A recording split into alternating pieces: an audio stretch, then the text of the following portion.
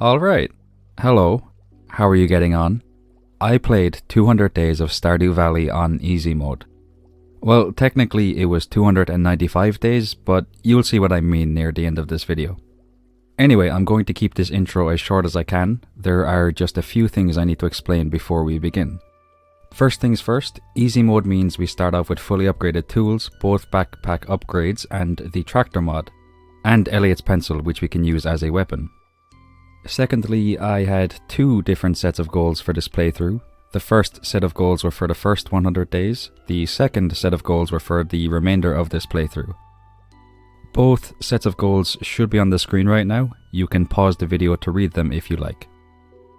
Finally, I will leave a comment down below that answers the questions that people asked in the comment section of the original uploads of these two videos. So, with all of that out of the way, I won't waste any more of your time. Let's get started with the video.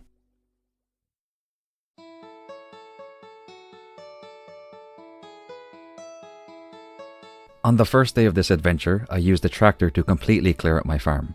If I need to, I can sell all of the wood and stone I collected here for money, but at the very least it gives me a ton of space to plant all the seeds I buy this month. Next, I make a chest and put the items I collected into it. Now, it is time for some hijinks. It is time to go to the mines on day 1. I start making my way to the mountain area when I realize I forgot to bring a chair. This will not do. A short time later, I return with my chair. I'll leave a link in the description of this video that explains what I'm about to do in detail. But the short version is, I swing my scythe to force my character off screen. I then walk to the quarry area, then to the top of it, then finally to the ravine beside it. I then use the chair to get up onto the grassy area and we're done. We're now in the mines on day 1. Not too shabby. I spend the rest of the day in the mines. The tractor makes it a cakewalk and I get to floor 28 before I pass out. We also reached level 3 in mining, level 4 in foraging and level 1 in combat today. On the morning of day 2, I decide to throw some of the items I collected yesterday into my shipping bin. I want to get to the bottom of the mines before day 5 and spend all of day 3 fishing, so I go all in on the mines today. The entirety of day 2 is spent in there, where I make it past level 80 before I pass out. I also collected a good few things we need for the community centre, so today was an exquisite day.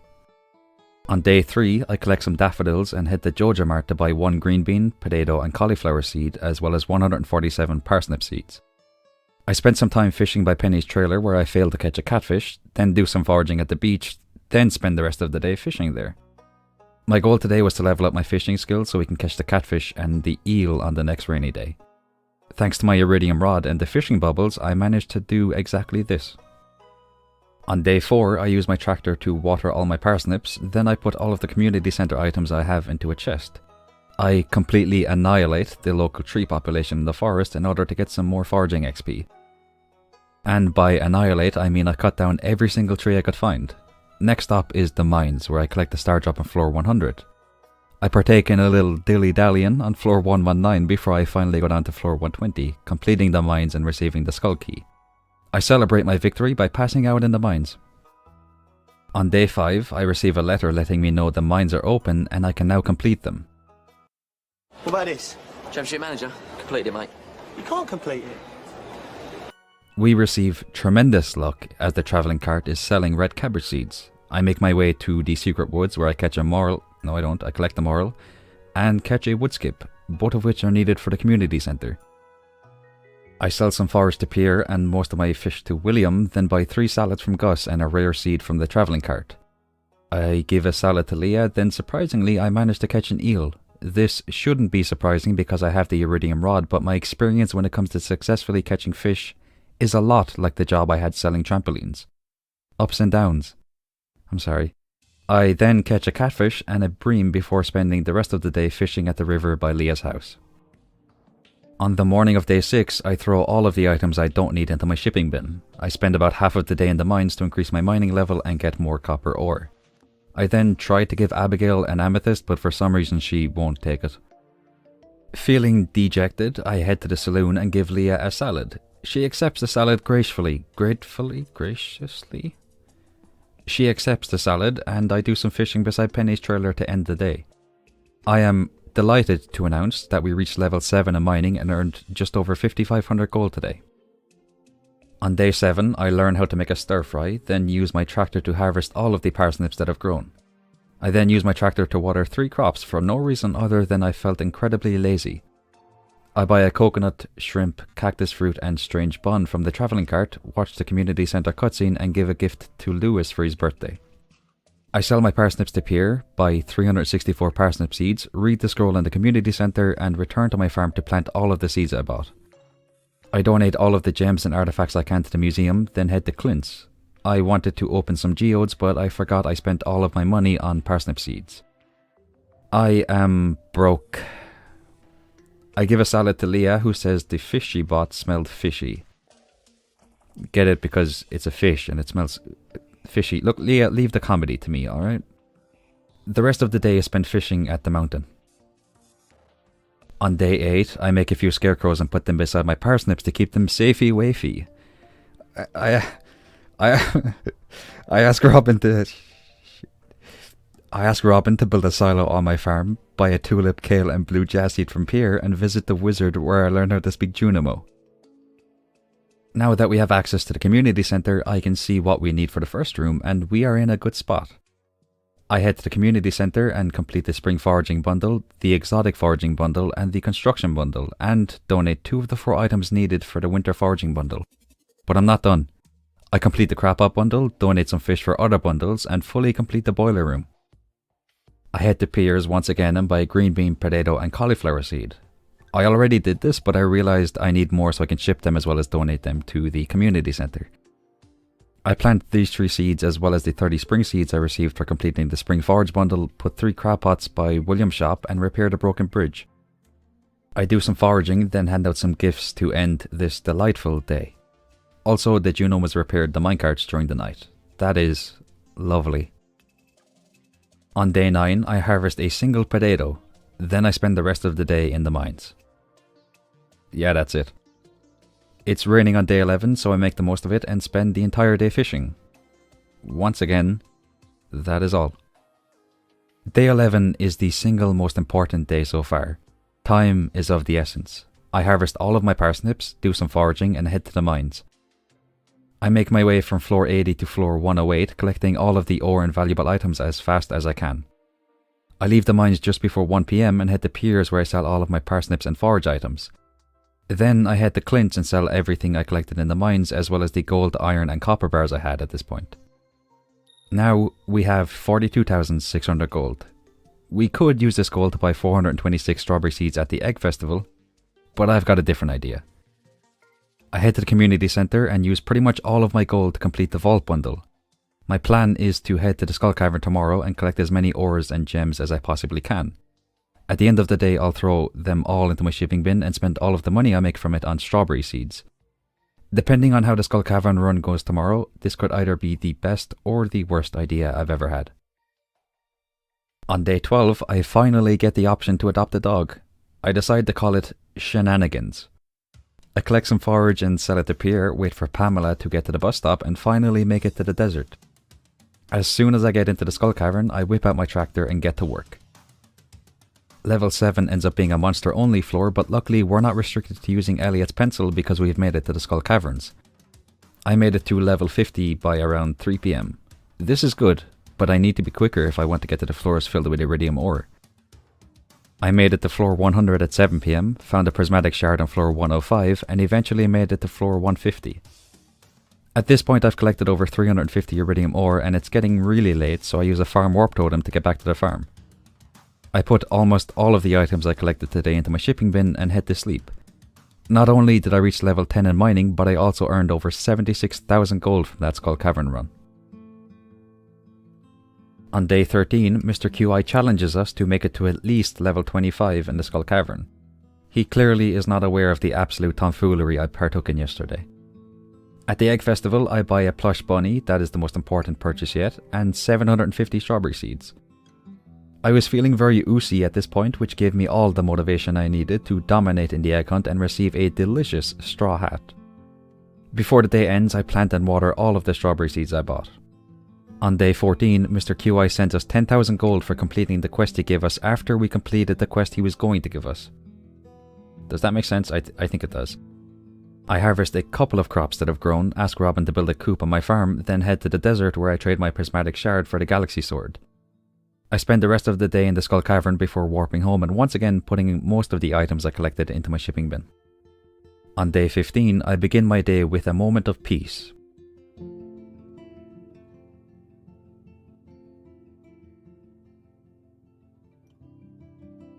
It is during this moment of peace that I realize there is one crop I forgot to grow.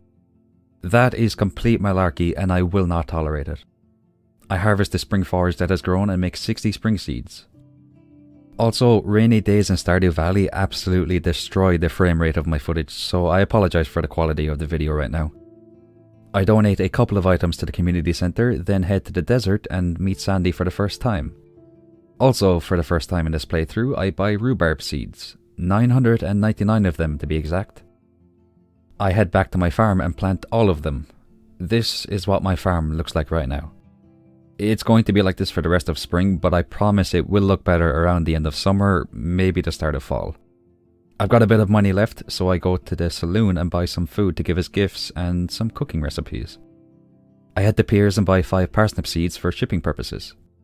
Then I decide to bring the Christmas spirit to the town of Pelican and hand out gifts to the villagers in the saloon. I plant my 5 parsnip seeds to end the day. On day 16, I decide it's time to upgrade our smelting process. I make like 20 furnaces, then realize I don't have any ores because I sold all of them. This leads to an impromptu Skull Cavern run. For some reason I took this run very seriously. As I made my way through the cavern, I realized I was doing something I hadn't done in a long time. I was panicking. My hands were shaking, my left leg was bouncing up and down, my heart was beating at a concerning rate, as it should be! I might be playing on easy mode, but that does not mean I should coast along and take it easy the whole time. I might be under pressure, but I love pressure because pressure makes diamonds. And I am not a diamond actually, that's a bit too braggadocious for me. Anyway, that's it for day 16, I'm not entirely sure what happened there. On day 17, I have calmed down. I get the ball rolling on our smelting. Then I realize I have the automate mod installed and there's no reason for me to manually put the ores into the furnaces. If you don't know what the automate mod does, I've drawn a simple diagram explaining it. The ores and coal get put into a chest. The chest puts the ores and coal into a furnace. The furnace puts the bar into the chest. I give Pamela a prismatic shard as a thank you for being my personal bus driver, then give prismatic shards to the carpenter/scientist family simply because I like their vibes. Once again, the rest of the day is spent in the Skull Cavern. On day 18, I ask Robin to upgrade the coop on my farm. I donate some items to the museum, ask Clint to crack open a ton of geodes, donate more items to the museum, ask Clint to crack open... I'm not doing all that again. Ask Clint to crack open even more geodes and donate even more items to the museum. On day 19, I buy a crystal fruit and a poppy from the travelling cart. It turns out I already donated a crystal fruit to the community centre, but sure look it.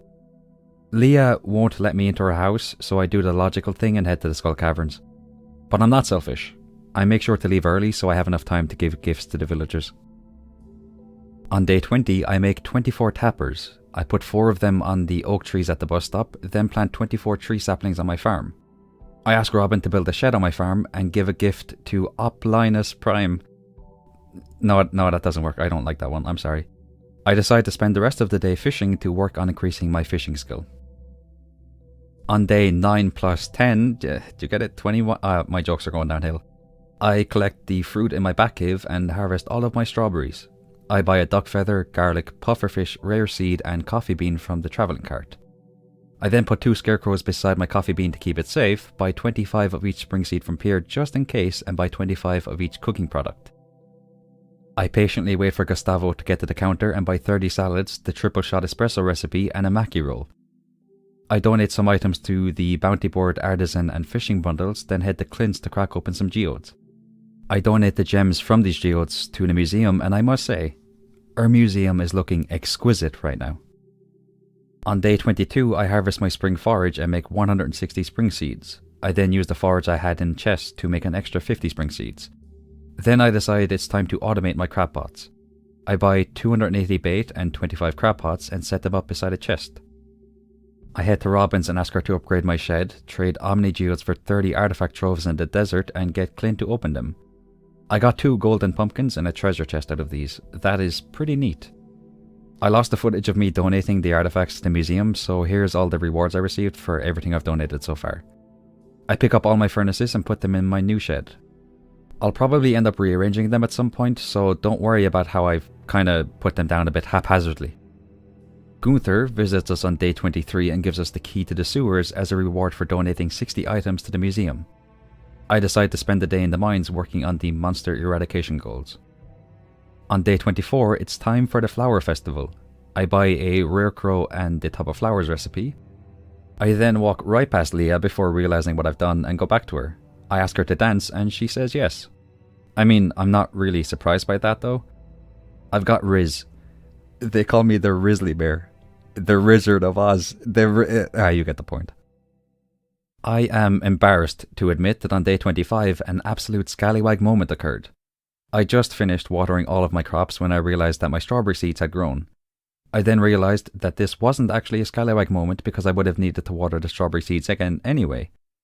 I then realized that that realization was in fact the second scallywag moment, as it is too late in spring for the strawberry seeds to grow, again before the end of the month.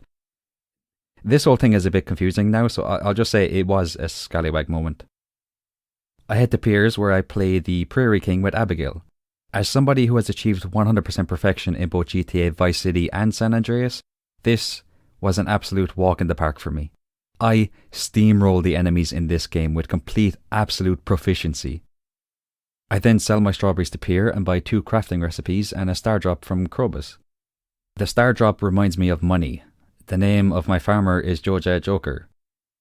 Yeah, I was going to go in a completely different direction with this playthrough initially. The original plan was to complete the Jojo route as fast as possible, but I had a change of heart, so here we are. I head to Robin's and ask her to upgrade my coop for the final time, make a seed maker and put my garlic seed into it, and receive a single garlic seed in return. I cannot stress how disappointed I am by this. It's too late in spring to plant that seed, so now we have to wait until we unlock the greenhouse to plant it.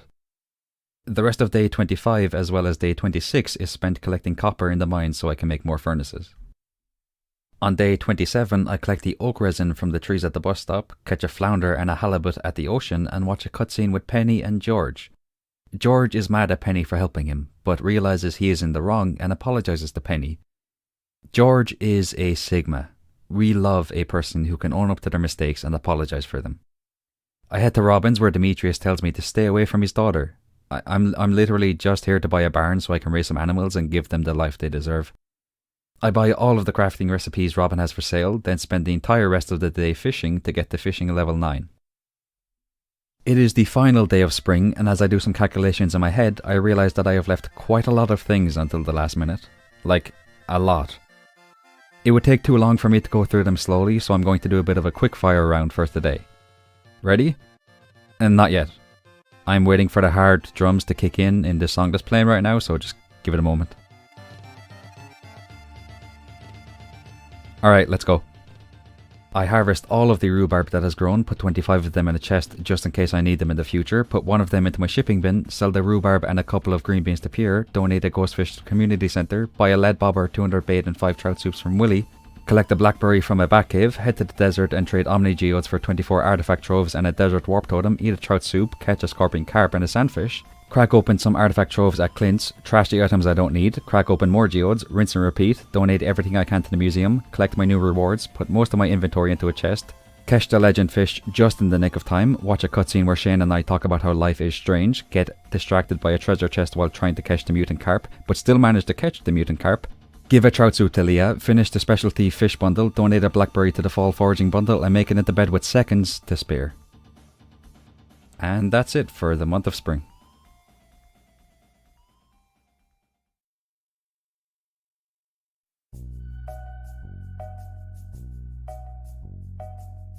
Day 29 is the first day of summer. We say goodbye to the remnants of our spring crops, then head to Piers to purchase 25 of each summer crop and 1 of each fruit tree sapling. I head to Marnie's because I want to buy some animals for my coop, but she isn't there. Give me what I want.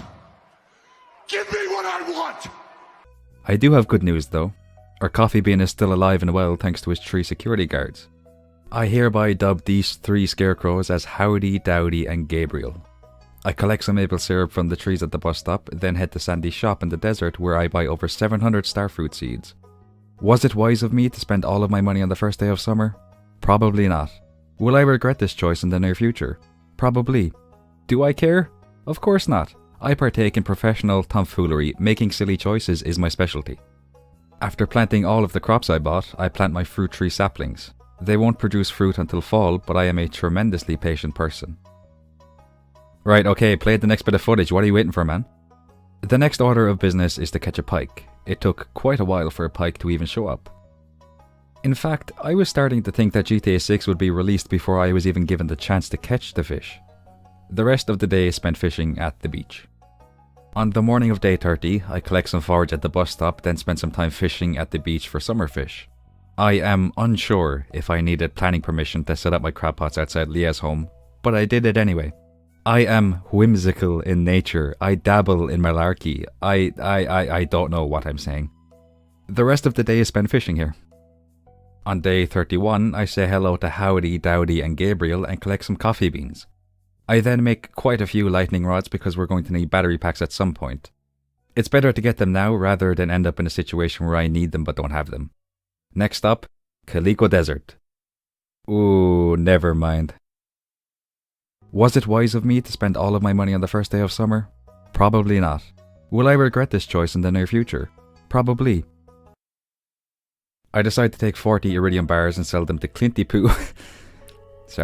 Clinty Poo for 60,000 gold. I head to... Actually, I'm not sorry, that was funny. I head to Robin's and ask her to build a second shed on my farm. Then I head to Marnie's where I finally buy some animals. Please welcome Hijinks, Malarkey and Tomfoolery, the chickens, to the farm. Up next, we've got Duck, Kenny, Fernando, and Howitzer the geese. Finally, we have Venom, Sally, Battle Pass, and Puffle the rabbits. I also buy a ton of hay.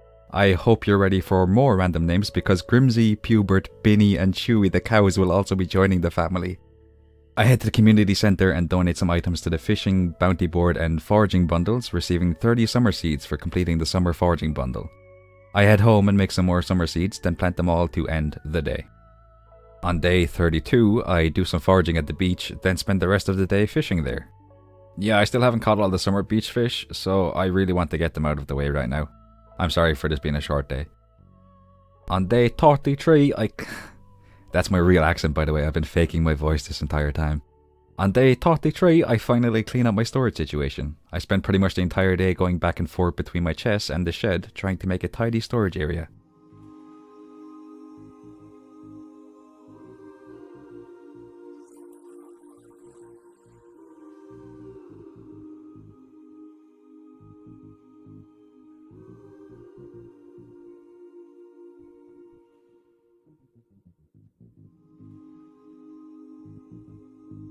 At around 11 PM, I take a look at what I've spent the last 10 minutes of my life doing. I hate it. It looks disgusting. I can't believe I wasted so much time doing all of that. It'll do for now, but I'm going to have to redo it all pretty soon. I hate the way it looks. It's disgusting. On day 34, I harvest the peppers and wheat that I've grown, then make various machines such as a keg and a preserves jar. The reason for this is I need to ship things like jam, wine and juice, so it's better to get them out of the way now. I collect some oak resin and some summer forage at the bus stop, then spend the rest of the day in the Skull Caverns. Also, days 35, 36, 37 and 38 were all spent in the Skull Caverns. Now, I could just put up a 2-second clip from each day and leave it at that, but all of you deserve more than that. So instead, I've made a little montage of my 5-day Skull Cavern adventure. I hope you enjoy.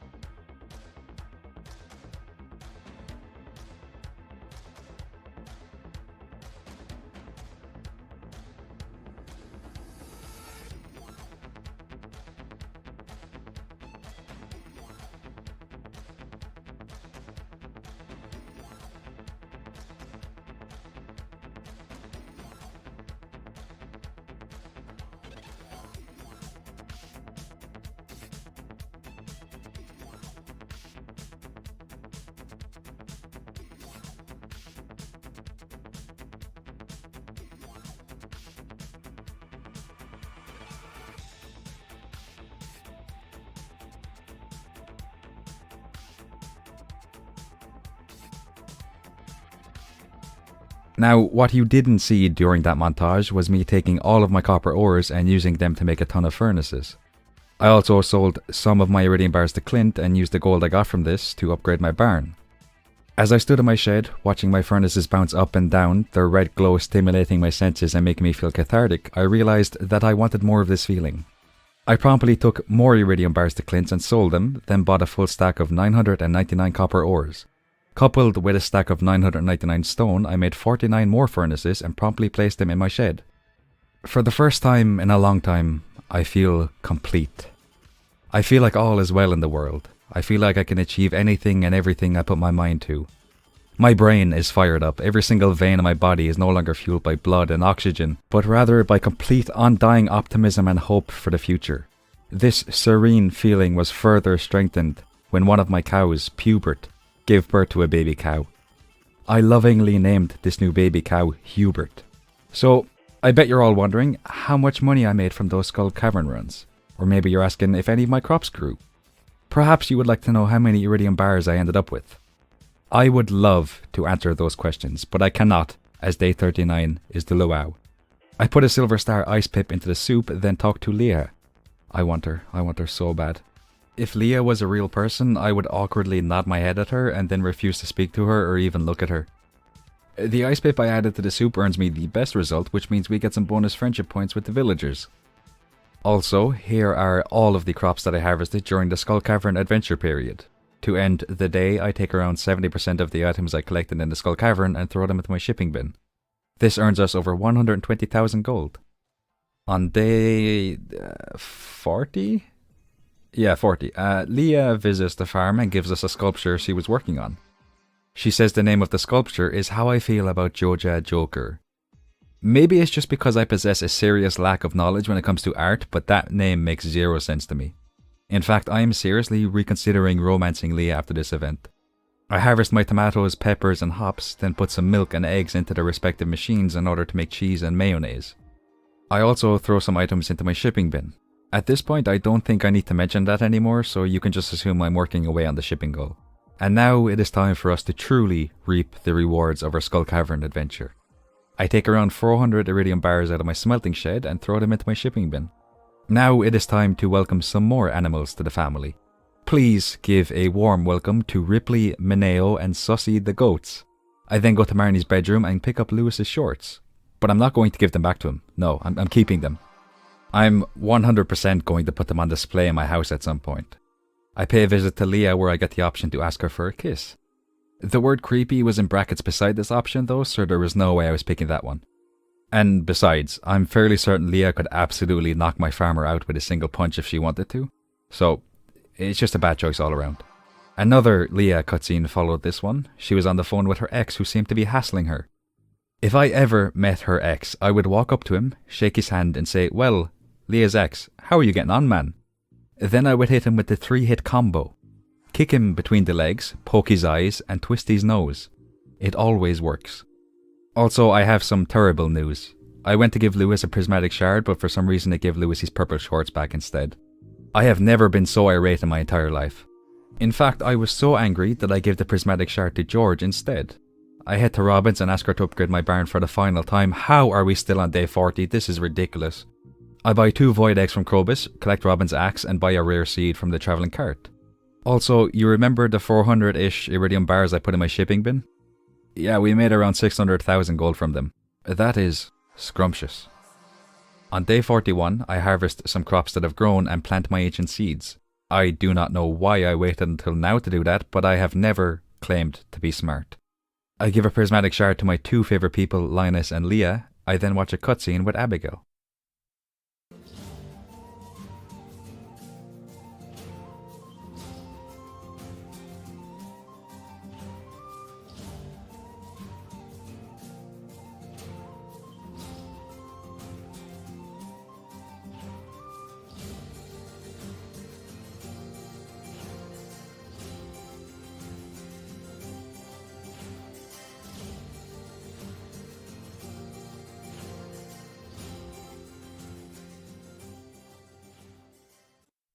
On day 42, our starfruit is finally ready for harvest. I have made the executive decision to sell only 1 starfruit. I'm going to keep the rest for when I start making wine. I water the remaining crops, then use the forage I've collected so far to make some summer seeds and plant them on the farm. I pay a visit to Leah because I want to give her a golden pumpkin, but she leaves her house as soon as I get there. That hurt. I then watch a cutscene where Joji Joker helps Leah get an apple from a tree. Leah then says, and I quote, "You know, I just realized something. Even if my art career is a flop, I will always have a friend to catch me on the way down." A friend. With my heart shattered, I give Leah a golden pumpkin and buy a rare seed and a beer from the travelling cart. On day 43, I return Robin's axe to her and ask her to upgrade my house. I then head to Piers and buy 100 of each summer crop. I also buy 1,998 melon seeds. Before I leave, I catch a glimpse of Abigail in the kitchen and I can't help but feel slightly emotional about not romancing her for the first time in a long time. I return to my farm and plant all of the seeds I bought. Once again, this is what my farm looks like. I promise it will look at least 3 times nicer after the first few days of fall. I begin day 44 with a trip to Kaliko Desert where I exchange Omni Geodes for artifact troves. I also pick up a desert warp totem and do a bit of foraging. I crack open all of my artifact troves and frozen geodes at Clint's and get a couple of new items to donate to the museum. That isn't me downplaying it, by the way. I legitimately got maybe 4 new things to donate out of all the geodes and artifact troves I cracked open. The good news is, we're 2 minerals and around 10 artifacts away from being finished with the museum collection. After selling most of the leftover artifacts and minerals to Clint, I head to the community centre and donate a few more items. I give Leah a pearl to end the day. On the morning of day 45, Leah invites us to her art convention in town. Also, Gus shows up and gives us the mini jukebox. This is unironically the greatest moment in this entire playthrough so far, nay, the entirety of my time playing Stardew Valley. I love the mini jukebox. I do not care if we fail all of our goals at this point. In my eyes, I won as soon as Gus handed this delightful piece of machinery to me. I harvest my summer forage, which I turn into summer seeds and plant again. We have reached level 10 in every skill except foraging, so I need to keep planting summer seeds and probably fall seeds to complete that goal. It is time for another moment of peace. As I stare out at my farm, I feel oddly at peace with the world. I watch shenanigans running to and fro on the farm, the rabbits gallivanting through the grass, the ducks and geese frolicking around in the seeds. The bang of Robin's hammer on the side of my house brings me back to earth. But it also makes me realise how much progress I have made on my farm and the various structures it now contains, as well as the various friendships I have formed with the beautiful people of Pelican Town. Yo, Sebastian, forget about your motorbike, man, you don't need that anymore. I'm gonna get a Tesla and put it on self-driving mode so we can cuddle in the back seat while we watch Finding Nemo. Day 46 is the day of Leah's art show. I feel a sense of pride and accomplishment for helping Leah to unlock her newfound confidence. As for the cost of her sculptures, Leah and I have selected initial values based upon data from villagers' gross income this year, as well as other factors such as how much we like each villager before deciding on a price. Among other things, we're looking at average villager gold earn rates on a daily basis, and we will be making constant adjustments to ensure the villagers are given prices that are compelling, enticing, and of course, affordable. We appreciate the candid feedback and the passion the community in Pelican Town has put forth regarding the current prices at the art show today on the town's notice board and across our various social media outlets. Leah and I will continue to make changes and monitor community feedback and update everyone as soon and as often as we can. On day 47, Leah sends us a lovely letter in the mail to thank us for going to her art show. Of course, what she doesn't know is that I have stolen all of the art pieces and have broken them down for more wood and stone. At the travelling cart, I buy a rare seed, a pumpkin soup, a mead, and a fairy rose. I head to Robin's and buy the furniture catalogue and ask her to upgrade my shed.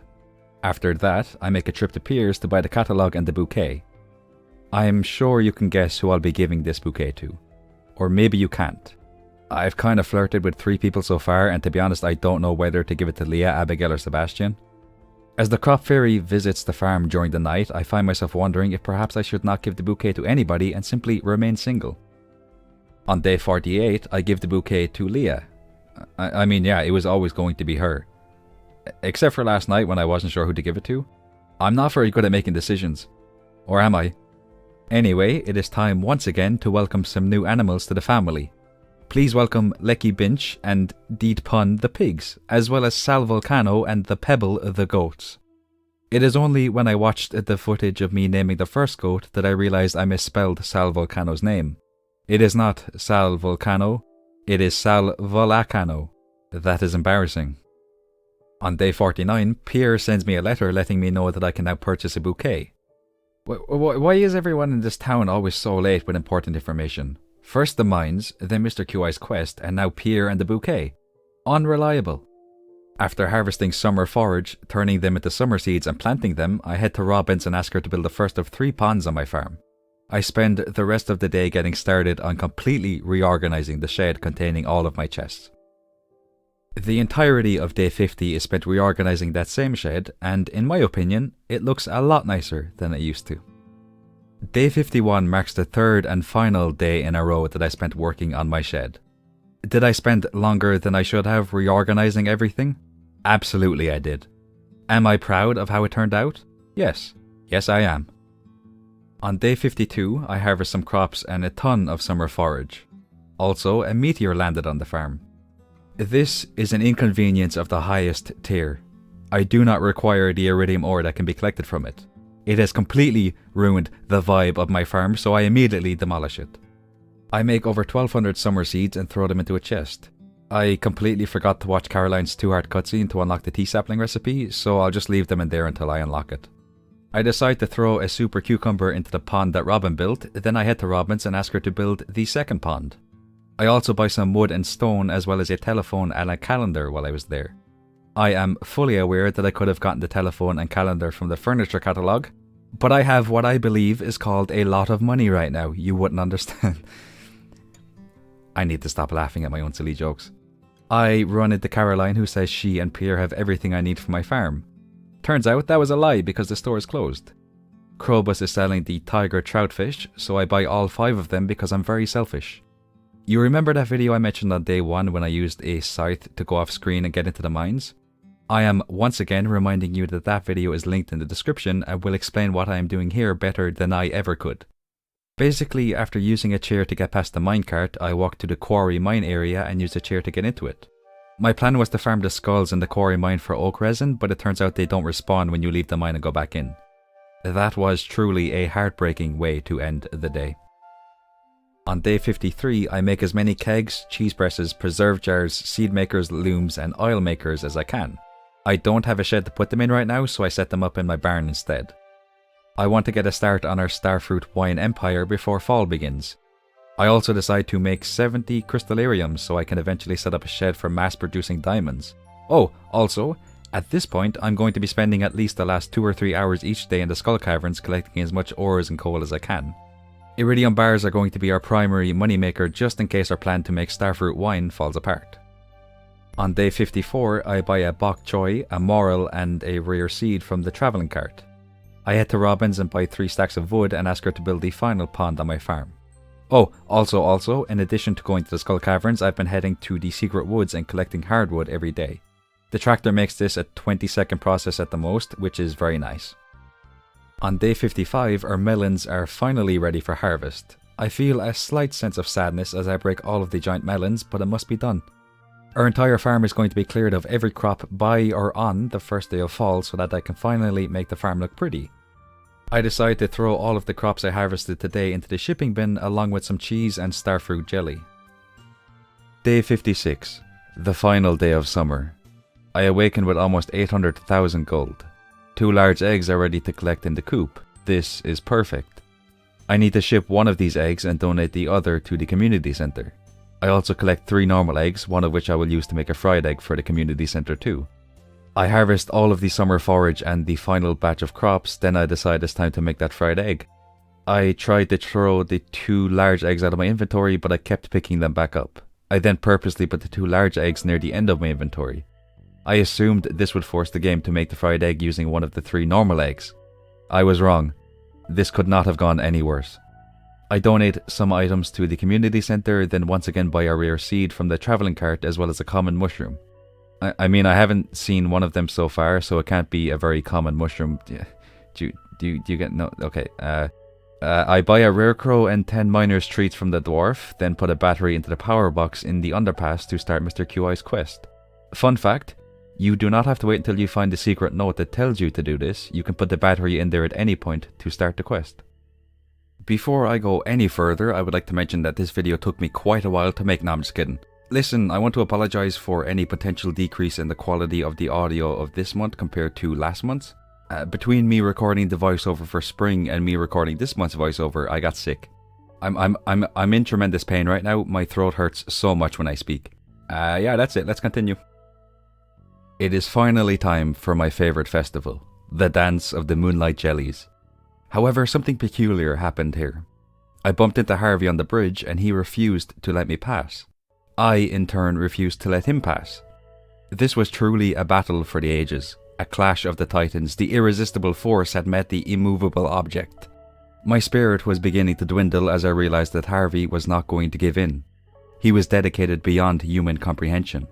But something deep down in my heart told me that I must keep going. I cannot give up. As famous rapper John Cena once said, "Whether fighting or spitting, my discipline is unforgiving. Got you backing up in the defensive position." These lyrics inspired me. With vigour in my heart and one goal in sight, I knew right then and there that I had to move forward like a breath exhaled from the earth. With every ounce of violent venom that runs through my veins, I barged past Harvey, and as I made my way to the end of the pier, I saw what I had been fighting for on the bridge. It was Leah.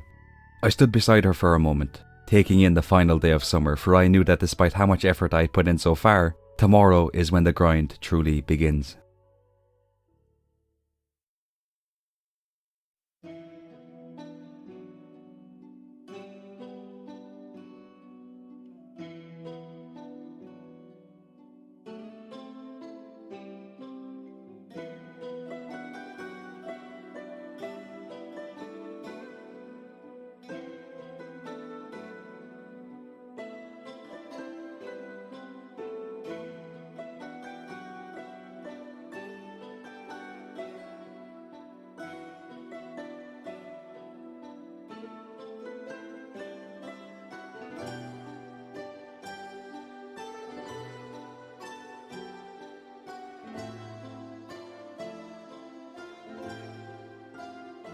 On day 60, I put my super cucumber roe into the chest beside my preserves jar to make aged roe. I also moved my auto grabber away from the chest because the automate mod is automatically taking all of the milk out of the auto grabber and turning it into cheese. We don't want that. I head into town and accept my first special order. The wizard wants prismatic jelly. Next, I do some fishing at the beach to catch the fall beach fish. I bump into Leah and give her a salad, then I spend some time catching the fall fish at the river. Leah watches me do this for some reason. Next, it's time to catch another legendary fish. This time we're going for the anglerfish. This ends up being rather easy, which is nice because I already know the glacier fish in winter is going to completely destroy me. I spent some more time going for the fish at the beach, then I head to the secret woods to catch the midnight carp. At around midnight, I realized that this isn't going to happen. I also remembered that I always caught the midnight carp at the mountain lake because it never showed up for me in this pond in the secret woods. On day 61, I begin by planting my rare seeds. I use speed grow to make sure they grow before the end of the month. I head to the travelling cart to buy a pumpkin, a peach and a walleye. Then I watch a cutscene with Leah. We were having a lovely picnic when it was very rudely interrupted by Leah's ex. I did not appreciate this interruption. Channeling my inner Mike Tyson, I lay him out with a single punch. Did I overreact? Maybe. But you never, ever mess with a man's picnic. In the community centre, I finally finished the fishing bundle. I also donate a truffle to the bounty board bundle and a large milk and a pumpkin. Finally, I finish off the fall foraging bundle for which I received 30 fall seeds. Back on my farm, I collect 2 pomegranates and 2 apples from my trees and take another apple out of a chest. I watch a cutscene with Abigail where she talks about how she wants to use a sword and be an adventurer. Nope, not that song again. Let's just move on, alright? We don't need to deal with this. We're moving on. I head to the community centre and donate 3 apples and a pomegranate. I finished the day by catching the midnight carp at the mountain lake. On the morning of day 62, Lewis lets us know that we can give a mermaid's pendant to a villager to propose to them. I will keep that in mind. At this point, our fruit trees won't produce fruit until next fall, so I chop them down. I already got all the fruit I needed, so this isn't a big deal at all. Next, I watch a cutscene where William tells us about panning. I completely forget how to do that. I tried for about 10 seconds and then I gave up. I might need to do some research on panning. It could be important, I don't know, I forget everything about it. In Robin's house, she and Demetrius are arguing about whether a tomato is a fruit or a vegetable. My head says that it's a fruit, but my heart believes it is a vegetable. I side with Robin in this argument. I add the extra rooms to my house, then ask Robin to build a cellar in my house. Unless I have forgotten something, this means we have achieved our goal of fully upgrading the house. I head to Piers and I bump into Abigail. Your hair looks cool today? Why are you doing this to me? I forgot to buy amaranth seeds at the start of the month, so I buy 100 of them. I plant them beside the greenhouse, then head to the mines to try to find a prismatic slime. I had no luck with this, and I passed out. On day 63, I collect super cucumber roe from my pond and the bok choys that have grown. I buy a crocus from the travelling cart and exchange omni geodes for artifact troves. After a bit of foraging in the desert, I donate the crocus to the community centre. Then once again it's off to the mines to try to get the prismatic jelly from a prismatic slime. Today is the final day to complete the special order, so I have to do it tonight. Unfortunately, luck was not on my side and I ended up leaving the mines empty-handed. This was not a good day. On the morning of day 64, I harvest some eggplants, then head to the special orders board. I want to redeem myself for the prismatic jelly kerfuffles, so I pick another special order that relates to the mines. I need to collect 100 bones. This shouldn't be too hard, hopefully. Next, I watch a cutscene with William. For some reason, there are a ton of crabs inside the shop. I don't know what else to say about this. I head to Clint's and crack open all of my artifact troves. This was a complete waste of time because none of the artifacts we still have to donate can be found in artifact troves. The good news though is that we only need 6 artifacts and 2 of them can be found using secret notes which we can unlock in winter. I wanted to sell my artifacts to Clint, but he doesn't buy them. This is a bad month. The rest of the day is spent in the mines collecting bones from skeletons. This video is already way too long, so I won't waste your time by talking about me going through the mines during the next 2 or 3 days collecting bones. On day 65, my beets are ready for harvest. I've got some extra space on my farm now, so I grab my pumpkin, cranberry and yam seeds. I take a truffle oil from my chest in the barn and make a rain totem. I use it to make sure it rains tomorrow. I plant all of my seeds, then head to the mountain to do some digging to try to find some artifacts. We don't get anything, but I'm going to do this as often as I can to make sure we finish the museum collection. Now it is time to continue with Mr. QI's quest. I head to the bathhouse area and put a rainbow shell into a box. I donate an eggplant to the museum, then complete part 3 of Mr. QI's quest. On day 66, I harvest the cranberries. I'm so tired. On day 66, I harvest the cranberries that have grown, then spend some time trying to catch a walleye fish. Unsurprisingly, it does not show up. I am in dire need of some dopamine, so I head to Robin's and ask her to build a shed on my farm. I go to the beach and buy the mermaid's pendant, then I head to Leah's house and give the mermaid's pendant to her. That was the single most important thing I had to do today, so I do some fishing beside Penny's trailer and finally catch a walleye. Also, just in case you don't know what a dire need is, it's like when you need something, but it's dire. On day 67, I harvest some artichokes. Now, normally Pierre only begins to sell artichoke seeds during year 2. But if you plant mixed seeds during year 1, then there's a chance for them to become artichoke seeds. Also, while I was in the mines a couple of weeks ago, a doggy dropped a yam and I completely forgot about it until now. I take it to the community centre and donate it. The rest of the day is spent in the Skull Caverns. The Junimos repair the greenhouse during the night, which is fantastic, and we make around 340,000 gold from selling our artisan goods. I start day 68 by harvesting the fall forage that has grown. I make some iridium sprinklers, then collect all of the oak resin from the trees in the forest which I use to make kegs. I take all of my starfruit out of a chest and place the kegs into my new shed. I warp to the desert and buy starfruit seeds from Sandy, then make 78 quality fertilizer and collect 30 more fertilizer from a chest. I honestly considered not mentioning the quality fertilizer at all because of what happens next, but there is no success without failure, so I feel it is my duty to showcase my biggest failure so far. After planting all of the quality fertilizer in the greenhouse, I hopped on my tractor to plant the starfruit seeds. But I messed up. I messed up big time. I had my pickaxe equipped when I hopped on the tractor, so I automatically used it, which means all of the fertilizer was destroyed. This is truly an L plus ratio moment. I planted starfruit seeds, but I'm not happy. I'm not happy at all. To end the day, I take all of the preserves jars I made earlier, put them in my keg shed, and fill them up with starfruit. I pass out on my way back to the farm. Today was not a good day. In fact, this entire month has just been horrible. It's all downhill from here, let's be honest. This entire 100 days is going to fall apart this month, I guarantee you. I might have been wrong about that. Day 69 is the day of the wedding. This is a special day. When I stood across from Leah, I don't really know how to describe how I felt. You know, it was like a river flows surely to the sea, darling. So okay, we're not doing that. We're not doing that. Enough. Please. I can't sing. Please, enough. That's enough. Okay, stop. Yeah. We got married. Let's just move on. All right. We all agree not to mention. Okay. I give Leah a salad, then harvest some crops. The important one here is the amaranth.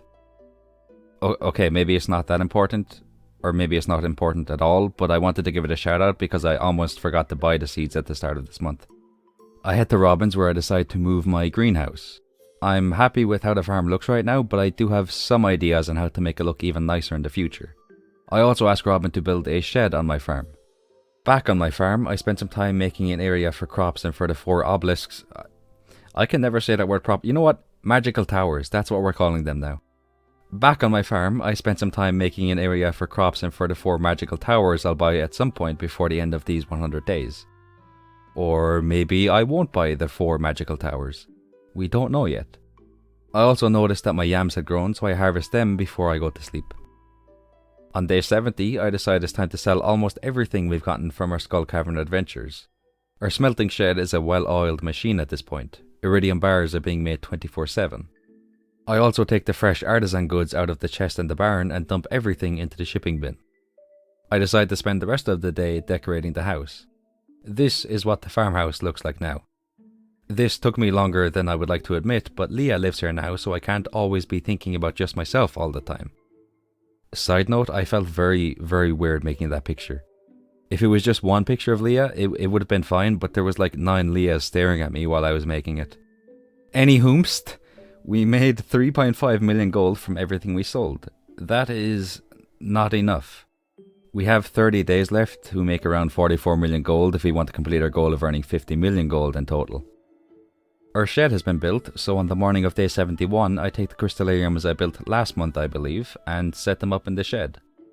After placing them all down, I realize that the automate mod does not put the diamonds into the crystallarium, so I break them all and put them down again. I also make sure to add diamonds to them as I go along, so as not to repeat that mistake again. That was kind of embarrassing. After that, I harvest the fairy roses and cranberries that have grown, then read a letter from Lewis. The Stardew Valley Fair is tomorrow. I actually forgot about that festival, so I'm glad he sent that letter. I head to Robin's to ask her to build another shed on my farm. These sheds aren't just for decoration, by the way. I actually do have a plan for them, just in case you were wondering. I take a solar essence and 2 desert warp totems out of a chest and warp to the desert. I put the solar essence into the old dragon skeleton to complete Mr. QI's quest. Then I head home and retrieve the club card from my house, and with that we have unlocked the casino. I head to the casino and talk to Mr. QI, Mr. Key, Mr. You know what? Mr. Blue. Alright, we're calling him Mr. Blue now. I refuse to partake in the absolute buffoonery known as gambling, so I buy QI coins instead. Or blue coins, because his name is Mr. Blue. That name needs some work. I might have to go back to the drawing board on that one. Anyway, after I buy a rare crow and a farm warp totem, I have 1500 coins left over. You can use these coins to buy hardwood fences, so I'll probably come back at some point and buy a ton of those. On day 72, I take my garlic seed and 3 rice shoots out of a chest, harvest the ancient fruit that has grown, harvest some pumpkins and cranberries, and plant the garlic seed and rice shoots in my greenhouse. Next, it is time for the Stardew Valley Fair. I immediately set up my Grange display because I want to win first place in the competition.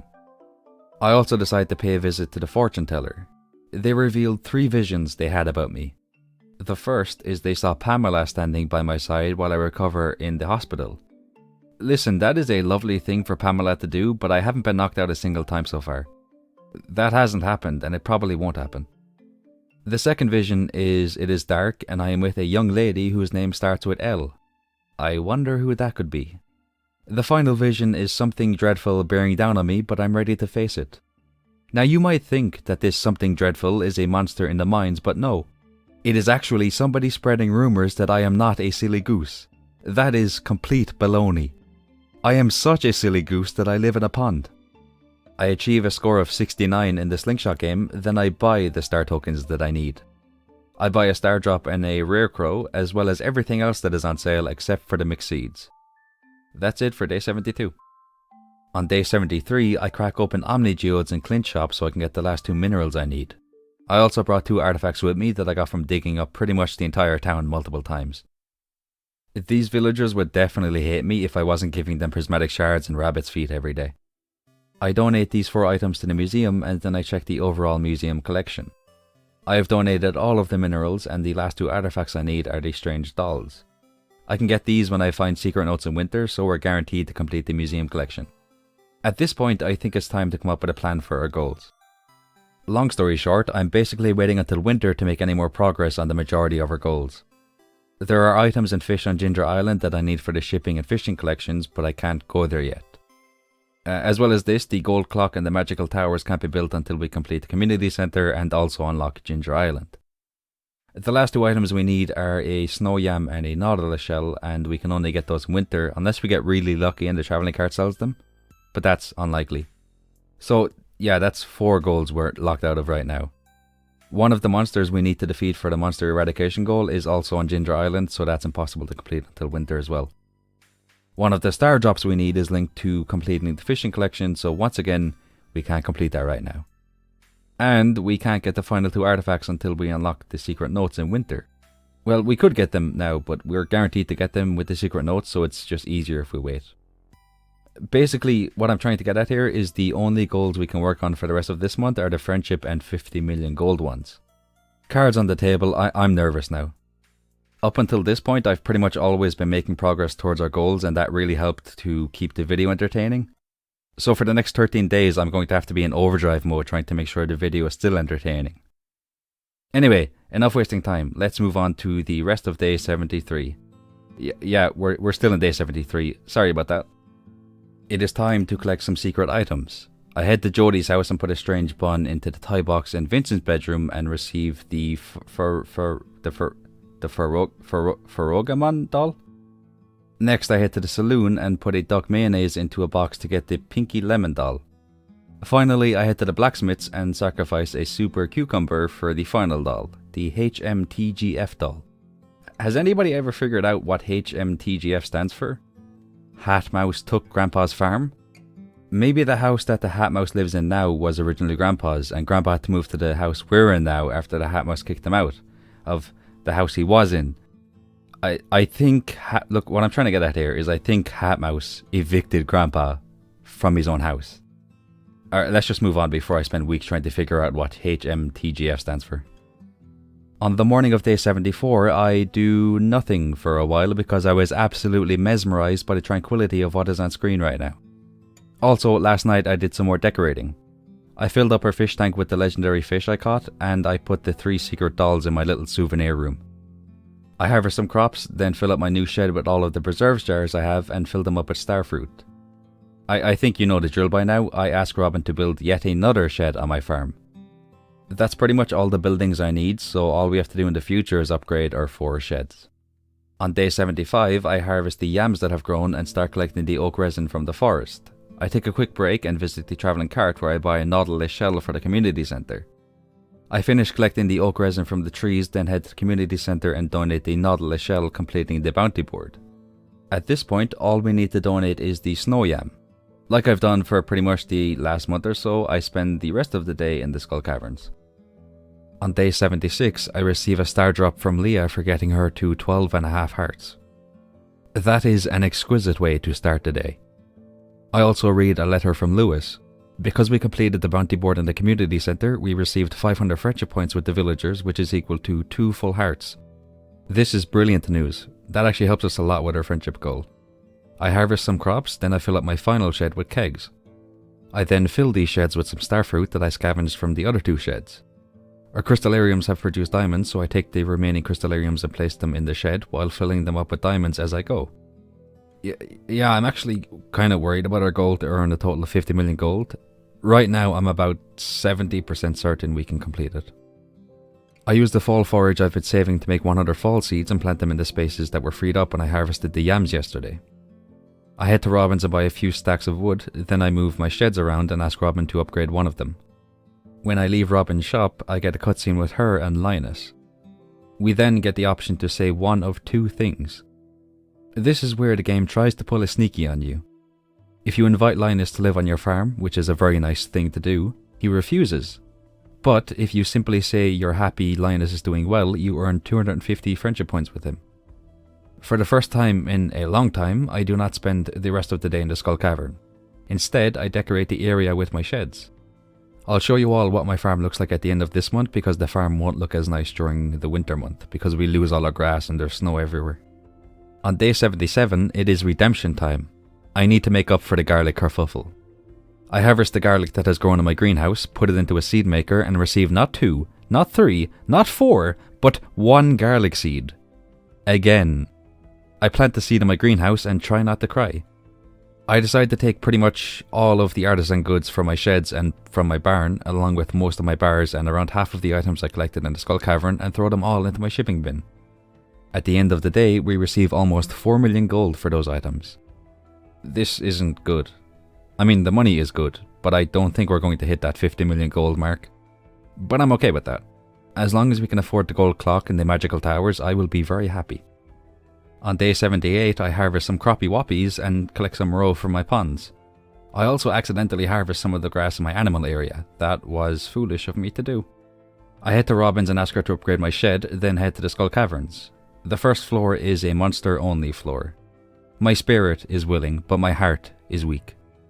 I leave almost immediately and head to Pierre's to buy some grass starter. Like many times I've bought stuff in shops, I already have grass starter in my chest, but I want more. I am greedy. I am selfish. I am self-indulgent. I'm ravenous. I need to buy a thesaurus and get more words. I cover the areas reserved for the magical towers, gold clock and extra crops with some stone floors to prevent any stone, wood, weeds, yada yada yada from growing on them. The rest of the day is spent putting grass on my farm, planting some trees as decorations and planting some more crops. On day 79, I harvest some ancient fruit, take my other ancient fruit out of a chest and put them into a seed maker. There's not really anything else I wanted to do today, so I head to the Skull Caverns. I also spent day 80 in the Skull Caverns after I harvested some rice and asked Robin to upgrade my shed. It is once again time to sell off some items I have been hoarding up to this point. On the morning of day 81, I throw some artisan goods, iridium bars and gems into my shipping bin. I then head back to my natural habitat, the Skull Caverns, for the rest of the day. We made just over 1.1 million gold from the items we sold. On day 82, my sweet gem berries have finally grown. I throw the 4 gold star ones into my shipping bin. Looking back on this may have been a mistake. I probably should have put 3 of those 4 into the seed maker.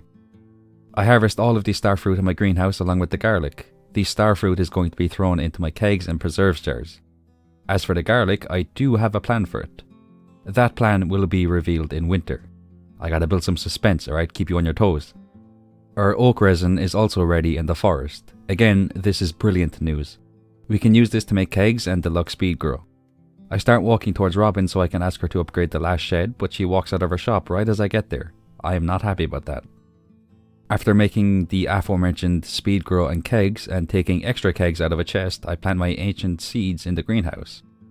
I place all of the kegs I have on me into my keg shed, then head into the secret woods. I give a sweet gem berry to the Old Master Cannoli statue and receive a star drop in return. Finally, I throw my remaining sweet gem berries into the seed maker. On day 83, those 4 sweet gem berries have turned into 6 rare seeds. I plant them in my greenhouse and do a little dance to celebrate the fact that I managed not to lose any of those seeds. I collect some artisan goods from my sheds and plop them into my shipping bin. I wanted to go into town, but the Spirit's Eve festival is being set up, so I head to the desert instead. I take a look at the desert trader's shop and see the spring, summer, fall and winter seeds they have for sale. This reminds me that I have around 2,000 of those seeds in a chest because I kept the 1,800-ish summer seeds I made. I decided to go through levels 25 to 29 in the mines to collect fibre. We need wood, fibre and summer seeds or fall seeds or whatever to make tea saplings. This could be a good way for us to make money. At around 10 PM I head to the Spirits Eve festival and buy a rare crow and the jack-o'-lantern recipe.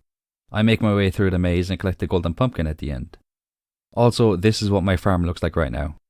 I'm fairly happy with it, and I don't really think I'm going to make many changes to it before the end of these 100 days, so this is pretty much the way it's going to be for a while.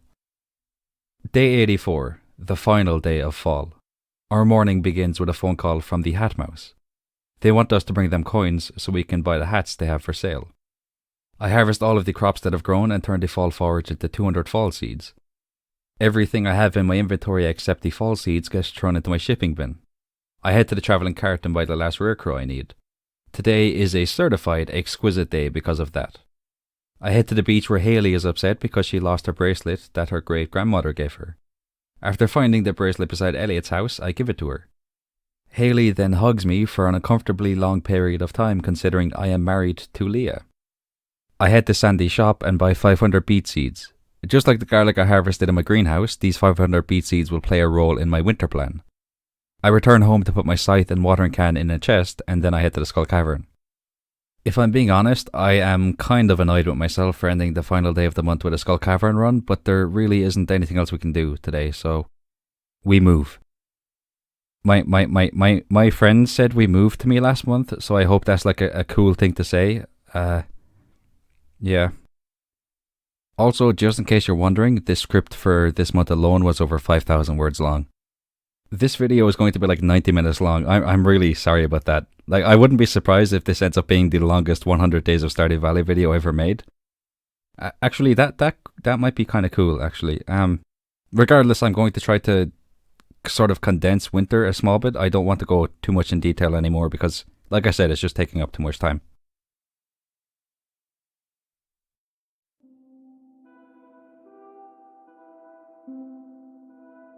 Day 85 is the first day of winter, so the first thing I do is grab my heaters and put them in my coop and in my barn to keep my animals warm. Next I decide it's time to move some of my machines out of the barn, so I collect everything except the kegs and the cheese presses. We also got a letter in the mail with a recipe for the deluxe scarecrow as we collected the final rare crow yesterday. I add some preserves jars, oil makers and mayonnaise machines to one of my sheds and fill them up. I meet the shadow guy at the bus stop, then try to dig up a snow yam. Thankfully, I get one within about 5 seconds of trying to find one. I head to the special orders board and accept Linus's quest. The reward for completing this quest is the recipe to make fibre seeds. I mean, yeah, of course we would get this quest after I've decided not to go with the tea sapling route. I head to the beach and use my tractor to dig everything up. This was honestly therapeutic. Every single bit of stress in my body was immediately replaced with tranquility. I do some fishing beside Penny's trailer to catch a perch and a lingcod.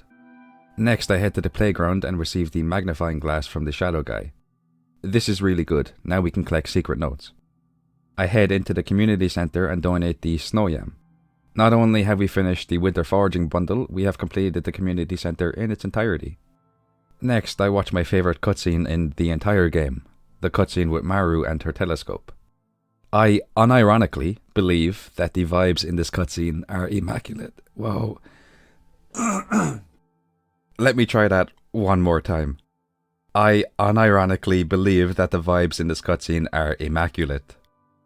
I catch a squid at the beach, plant my winter seeds, and throw a squid into the third pond on my farm. Also, the Junimos repair the bridge to the quarry during the night. Sammy visits us on the morning of day 86 and invites us to his little performance in Zuzu City later on.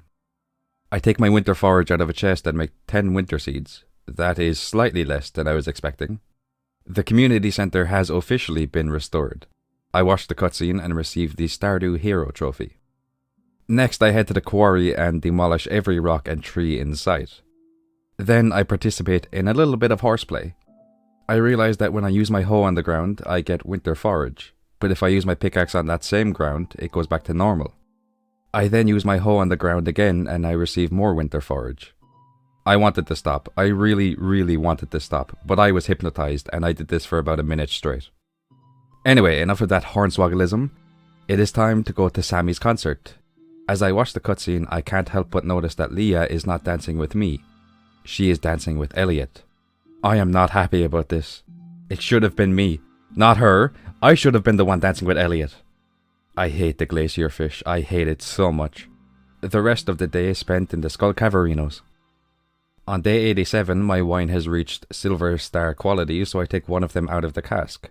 This is for the Joji Mart bundle we will unlock soon. Also, William lets us know that he wants to show us something in his shop. I remove some of the stone floors I placed, then prepare for a day with many jobs for us to do. I collect some oak resin and collect some winter forge at the bus stop, sell my artisan goods to Pier, then head to William's shop where he shows me his dilapidated boat. I donate the 5 battery packs, 200 hardwood and 5 iridium bars needed for the boat repair. Next I head to Clinty Poo and sell my iridium bars. I then head back home and grab everything I need for my next little task. I head to the bathhouse area and watch a cutscene with the wizard to start his quest. We pay a visit to our good friend Krobus and ask him to unlock the sewer within the sewer. I make my way through the area collecting fiber and secret notes as I go. At the end I collect the dark talisman. I once again head to the bathhouse area and enter the witch's swamp. I catch a void salmon and give a void mayonnaise to the goblin henchman, aka the single best NPC in the entire game. I collect the wizard's ink and head back to his tower. We now have the ability to use his shop. I immediately build the ocean and desert magical towers on my farm. However, I messed up. For some reason I only brought 3 earth crystals with me, so I can't build the earth magical tower yet. I head back to my farm and collect the earth crystals I need, then head back to the wizard's tower, but I am too late. It is closed. The good news is the boat was repaired during the night. On day 88, William lets us know that we can now use his boat, which means we can go to Ginger Island.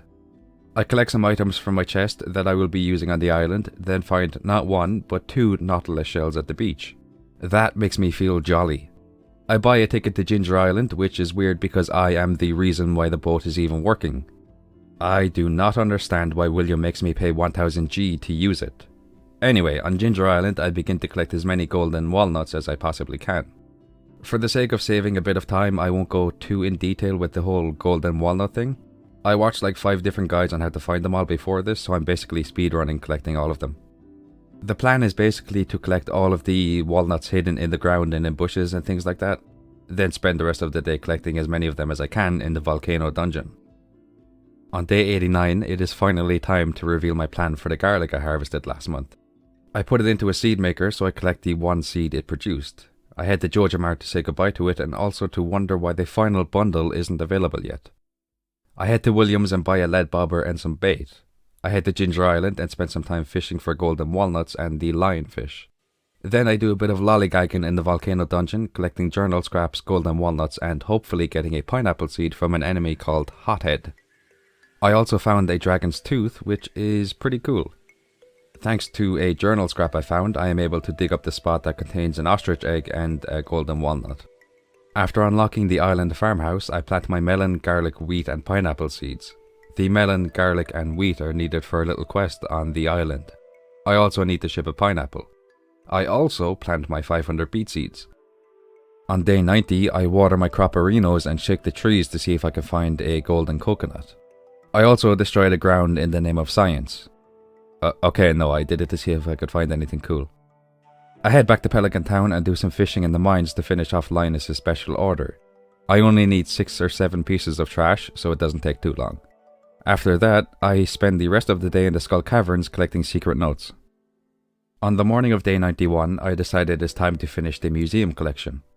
I dig up the ancient doll above Joji Mart, then I head to the desert and use my tractor to find the ancient doll because I wasn't sure exactly where it was.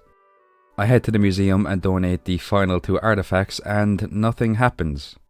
I have forgotten something. This isn't good. This isn't good at all. Alright, false alarm. It turns out I put the skeletal tail and the skeletal hand into my mushrooms chest. I had a feeling it was these 2 because I hadn't received 2 pieces of the skeleton statue as a reward from the museum yet. I donate them to the museum and thankfully that is all. I received a star drop and that is a goal completed. The rest of the day is once again spent collecting golden walnuts.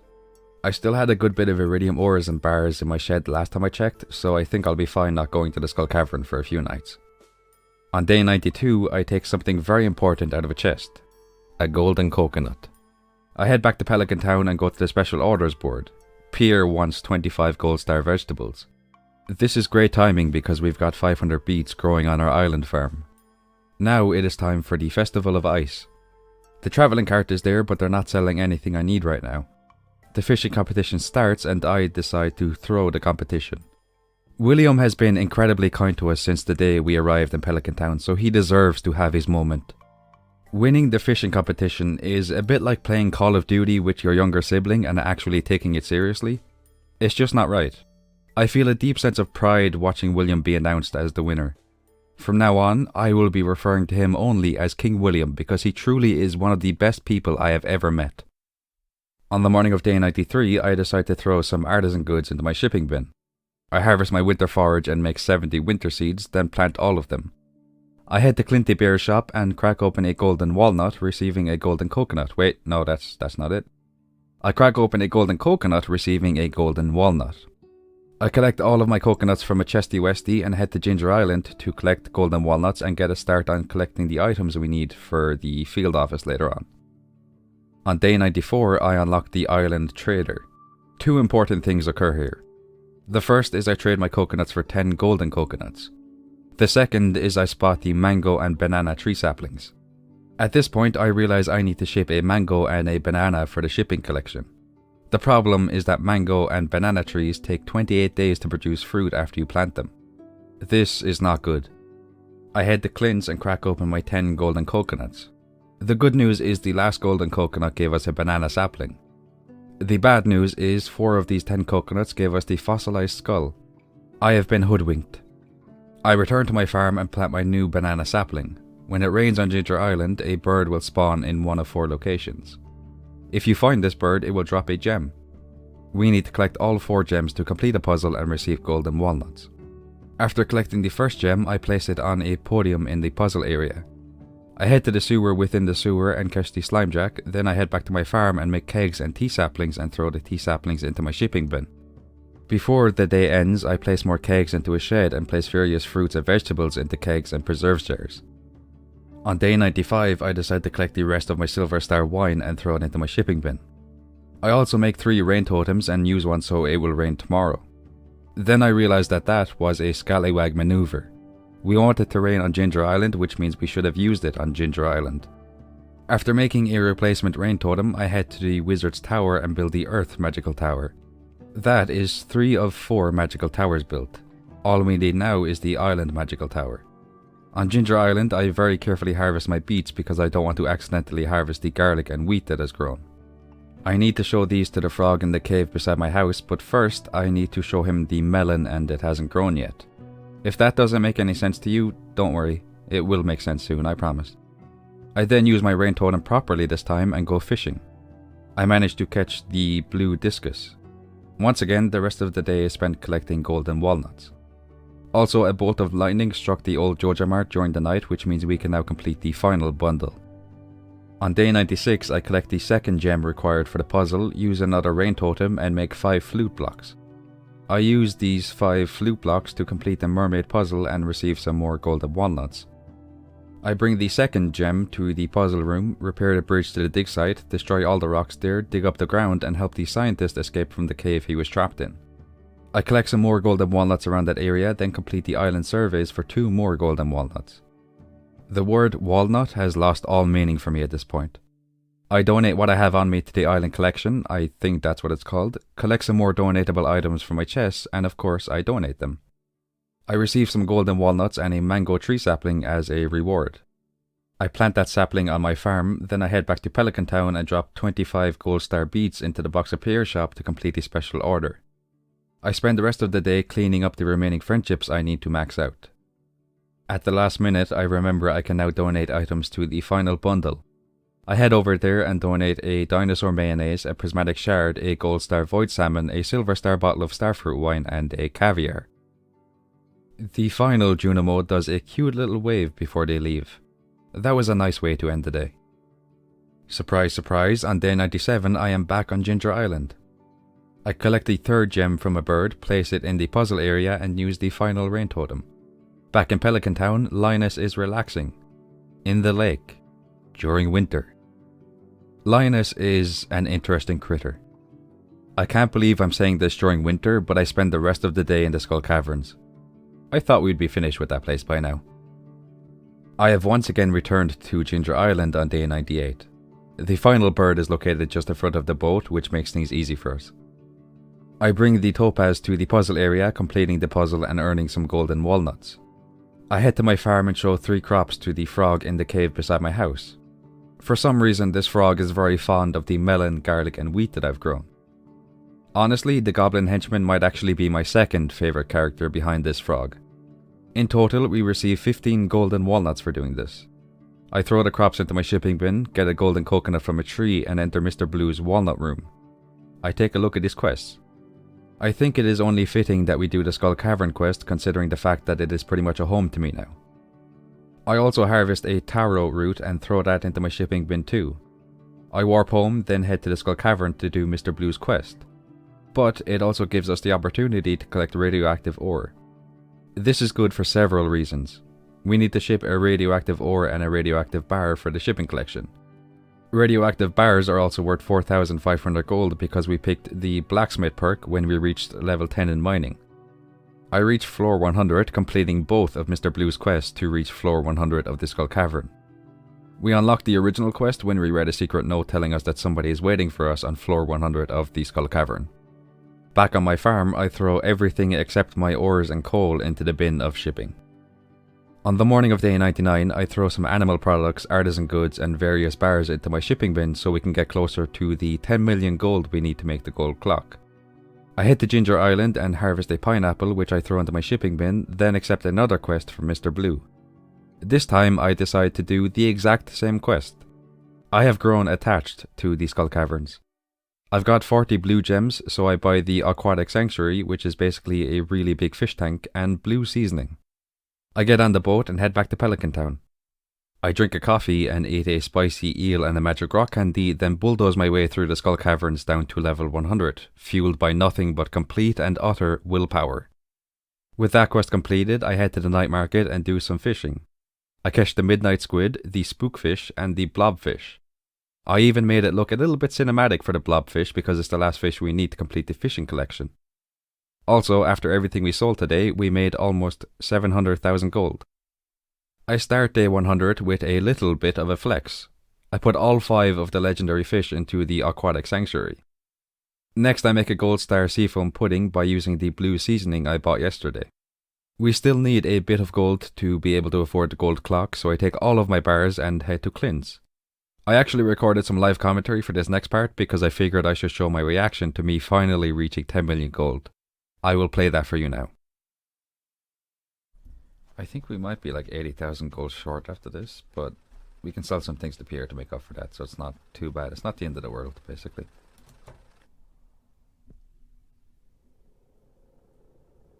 You're kidding.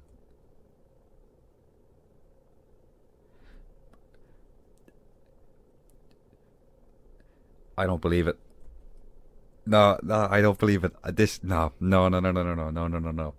I have gone into the Skull Cavern about 50,000 times in the last 100 days. Alright, this entire video has me been going to the Skull Caverns because I wanted 10 million gold so that I could get the gold clock. No. Where is he, man? Does he not, like... Does he not... he works on Tuesdays. It's the 16th of winter. Yeah, for some reason Clint has this weird thing where on the 16th of winter, he'll work for like an hour, and then he'll leave his shop at 10 a.m. and he'll go to Harvey's, right? He's going to be in Harvey's, right? He'll go to Harvey's, and then he'll go to the saloon afterwards, and he'll be like, yeah, I don't care if anybody needs me. Anyway, yeah, there he is. You ruined it. Right, he just did. Okay, the gold clock is literally that goal to build the gold clock on my farm is like, I really want to do it. I can't even speak. This hurts. I'm laughing to cover the pain. All right, I am in tremendous mental and emotional and psychological pain. Right, I can't believe this just like on the last day as well. Clint, really, Like, this, I don't...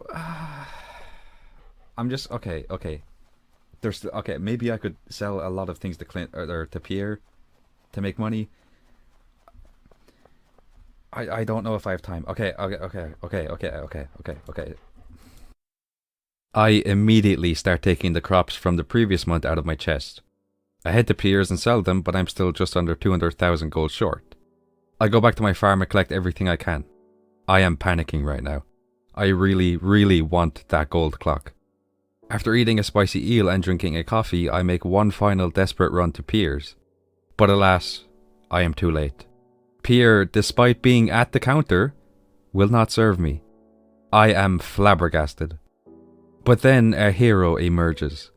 Somebody has decided to support me during my darkest hour. King William has sent me the final star drop for completing the fishing collection. That is why I refuse to win the fishing competition. I head to the forest and eat my gold star seafoam pudding to boost my fishing level up to level 15. I then catch the Iridium Crobus statue. I place this statue and the Stardew hero trophy beside my fish tank, pet shenanigans, and go to sleep.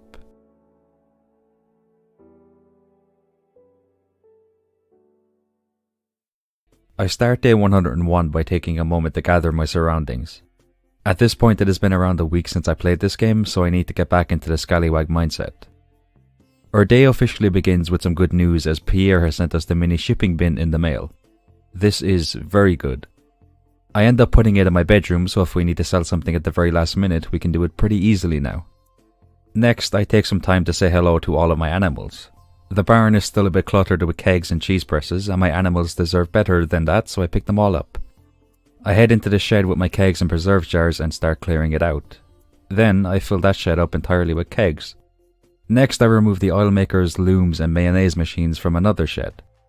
I replace them with more preserves jars, but unfortunately we do not have enough to fill up the entire shed. I harvest some sweet gem berries from my greenhouse, as well as the winter forage that has grown, and I collect the squid ink and roe from my ponds. I place the sweet gem berries in the seed maker, then I head to the night market. This little mini festival is my second favourite event in the entire game. Of course, the Dance of the Moonlight Jellies is my all-time favourite festival. There is just something about the beach at nighttime that really warms my heart. I watch the mermaid show, then complete the puzzle to receive a pearl. On day 102, Lewis lets us know about the Feast of the Winter Star Festival. He also lets us know that the person we have to give a gift to is Emily. I am okay with that. I still have a ton of gems, so I can just give her an amethyst or something. I head to the desert where I am too early to enter Sandy's shop. I do a bit of dilly-dallying to pass the time, then I finally enter her shop and buy 2 full stacks of starfruit seeds. As well as this, I buy 2 full stacks of deluxe speed grow. I pay a visit to King William, who also kindly brings me to Ginger Island where I plant all of the starfruit seeds I bought. I head into Mr. Blue's walnut room where I buy the heavy tapper and deluxe fertilizer recipes. I also talk to Leo and give him a duck feather to get a start on improving my friendship with him. There are still 2 recipes I need to buy from the island trader. We need cinder shards and bone fragments for these 2 recipes. I was fairly certain I already had enough of both of these items to pay for these recipes, but just to be sure I did some digging at the dig site to get more bones. I also did some fishing here to get the fossilized spine for the field office donation thingy. I donate this and the ribs to the office, then I spend the rest of the day in the volcano dungeon collecting cinder shards and working towards the magma sprite eradication goal. Day 103 of course begins with the watering of all of our starfruit seeds on Ginger Island. Following that, I head to the island trader and buy the 2 recipes I mentioned yesterday and give Leo another gift. For the purpose of saving time, I won't talk about me watering my starfruit seeds or giving gifts to Leo anymore. I use a warp totem to get back to my farm and collect some eggs in my coop for a special order from Gustavo.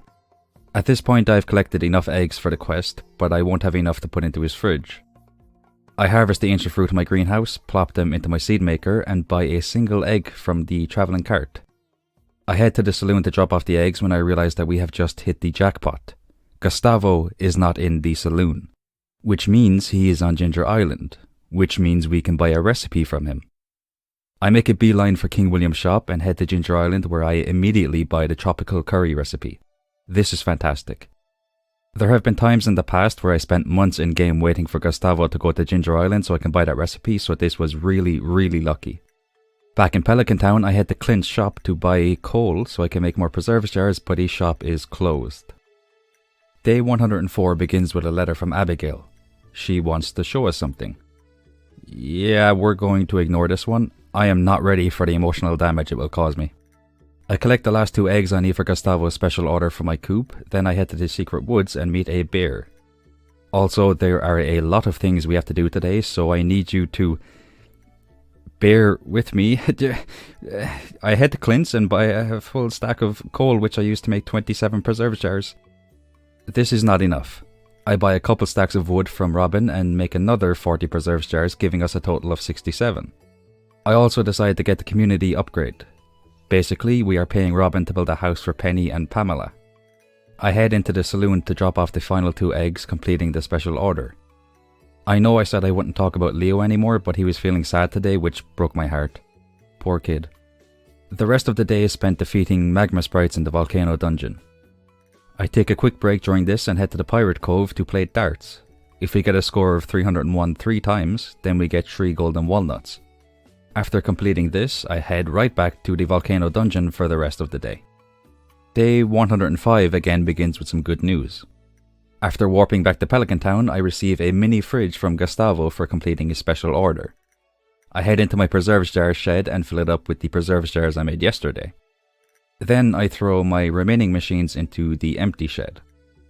In the desert, I finally buy the Desert Warp Totem recipe for 10 iridium bars. I then decide to buy everything the travelling cart is selling, even though I don't really need any of it. The rest of the day is spent putting all of the items we need to craft everything into chests in my cellar. On day 106, we can either choose to defeat 50 grubs for Clint, or we can collect ectoplasm for the wizard. I decide to go with the ectoplasm to get it out of the way. Next up is a visit to Clinty Poo. I need a lot of coal for the items I'll be crafting in the future, so I buy a full stack of it. I spent some time on Ginger Island breaking muscle nodes for golden walnuts. We've only gotten 2 of the 5 walnuts from these, so I need to start breaking these every single day. Mr. Blue wants us to collect 100 each of red, orange, yellow, green, blue and purple items. Now, normally this can be a difficult enough quest, but we have disposable income. But first, I need to collect the fossilized tail for the field office. You can get the fossilized tail by panning at the dig site. You see that little shimmer in the water that my mouse is on? Yeah, that's the only place we can do some panning. Unfortunately, we cannot reach it, so we'll have to come back some other time. And now it is time to do Mr. Blue's quest. First we head to Clint's. Okay, I guess not. First we head to Maru. Okay, no, never mind. First we head to the saloon and buy 100 salads, 100 spaghettis and 100 Georgia colas. This gives us the green, red and blue items we need. I'll get the rest of the items I need tomorrow. For now, we head to the mines to try to get the ectoplasm for the wizard. I went all the way through floors 50 to 80 and didn't get it, so I had to go back up to the top, then go back down to level 50. I passed out at 2 AM. I did not receive the ectoplasm. On day 107, I start by collecting 100 bug meat and 100 sap from my chest. This covers the yellow and purple items we need for Mr. Blue's quest. Next, I watch Robin present Penny and Pamela's new house to them. I'm recording this a couple of days after Christmas, so this cutscene rejuvenated my Christmas spirit. It made me feel jolly. It filled me with a festive feeling. I head to Clint's and buy 100 copper ore for the orange item requirement. I still have not forgotten what you did to me on day 100, Clint. You're on thin ice. You're on very thin ice. On Ginger Island, Leo is very upset.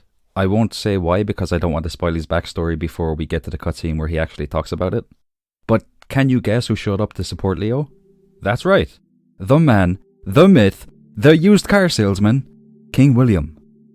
He is truly an angel amongst humans. I head to Mr. Blue's room and drop off the items he requested. I use the blue gems I received for this to purchase the deluxe fertilizer recipe, then I finally meet Birdie for the first time. She gives us a quest to do, but we can't complete it until Kent arrives in Pelican Town at the start of the next year. I head to the dig site and I do some panning to collect the fossilized tail, then I donate it to the field office, fully completing the little collection there. For this, I received the recipe for the ostrich incubator as well as 6 golden walnuts and a banana tree sapling. Next up is one of the most important things we have to do this month. I head into the sewers and change my foraging profession. The perk I picked at level 10 caused small yellow arrows that show the location of forage items to pop up on the screen. It was really starting to have a negative effect on my vibes, so I got rid of that perk. I head to the mines where I managed to collect the ectoplasm I need, and I give it to the wizard to complete a special order. Also, when it comes to the foraging thing, I decided to pick the perk that makes sure all of the forage items we collect are iridium quality. Some more good news on day 108. The wizard has sent us the recipe for the mini obelisk. I mean the mini magical tower. Sorry, I forgot I changed obelisk to mini. It's not important. I collect my rare seeds and ancient seeds from my seed maker, harvest 2 sweet gem berries, and plant my seeds in my greenhouse. I head to Marnie's and buy a full stack of hay, an auto grabber, and a heater. At this point, I want to make the ostrich incubator so I can hatch my ostrich egg and get an ostrich in my barn. The problem is, my barn is full, which means we need to sell one of our animals. But I can't do that. I refuse to sell any of them because they're part of my family now. Instead, I head to Robin's and buy some wood and stone, then ask her to build a brand new barn on my farm. I spend the rest of the day in the volcano dungeon where I finally complete the magma sprite goal, fully completing all of the monster eradication goals. The Feast of the Winter Star Festival takes place on day 109. I decide to use my golden walnuts to buy the warp tower so I can easily get back to my farm. My farm isn't looking great at the minute, almost all of the fences are ruined. I will have to fix that at some point. At the festival, I spend some time talking to the villagers before giving Emily an amethyst. Lewis then comes up to me. It turns out he is my secret Santa. He gives me a glow ring, which is pretty nice in my opinion. I decide to spend some more time talking to the villagers at the festival. Like I said, I recorded this part a few days after Christmas, so this was pretty good timing. On day 110, I harvest the ancient fruit that has grown in my greenhouse and put them into my seed maker. Then it's off to the travelling cart to once again buy everything that is on sale. This might seem like a waste of money, but it is the season of giving after all. I spend the rest of the day buying the coins in the casino so I can buy a ton of hardwood fences. Day 111 begins with some good news and some bad news. I woke up to 20 ancient seeds. I also woke up to 2 mixed seeds. I do not need mixed seeds. I take my ancient fruit seeds to the greenhouse and plant them. Our greenhouse is around 50% filled with ancient seeds now, which is nice. Unfortunately, I do have some more bad news. Our starfruit on Ginger Island is not ready yet, which means that at some point between day 100 and now, I forgot to water them. The good news is they should be ready for harvest tomorrow. I spent some time fishing to collect 2 more golden walnuts, then I asked the parrot in Leo's treehouse for a hint. 2 more golden walnuts are encased in Fire Mountain gadgets, so it's off to the volcano dungeon. I managed to collect one of them without much hassle, but I was not able to get the other one. Day 112 is the final day of winter. I begin by harvesting all of my starfruit that has grown, then I plant more starfruit seeds and water them. Before I throw them into kegs, I head to the wizard's tower and build 2 Junimo huts on my farm. I throw around 500 starfruit into the chest beside my kegs, which guarantees us 3 rounds of starfruit wine. I then throw the remaining starfruit into preserves jars. Also, my new barn has been built, so I place a heater and the incubator inside it and throw an ostrich egg into the incubator. Next, I head to Robin's to finally upgrade the shed with my crystallariums. I wanted to go to Ginger Island, but King William's shop is closed, so with a heavy heart, I sacrifice a dragon tooth to make an island warp totem. The good news is, I find a replacement dragon tooth a few minutes later. My luck has reached new heights as I also find the second golden walnut before the day ends. Also, the volcano dungeon music is a certified classic. Just listen to it.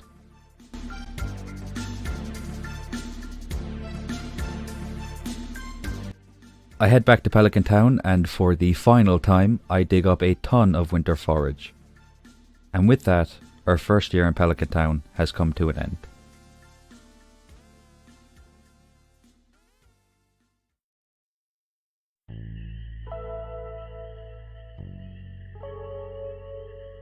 Day 113 is the first day of spring and the first day of our second year. Our morning begins with an interesting conversation with Leah. That was some way to ring in the new year last night. What do you mean by that? Kent has finally arrived in Pelican Town. Now that he's here, we can finally get started on fully completing the friendship goal. Also, Leah wants us to meet her in the forest tomorrow so she can teach us how to paint. This is a terrible idea. I have the painting skills of somebody who has very poor painting skills.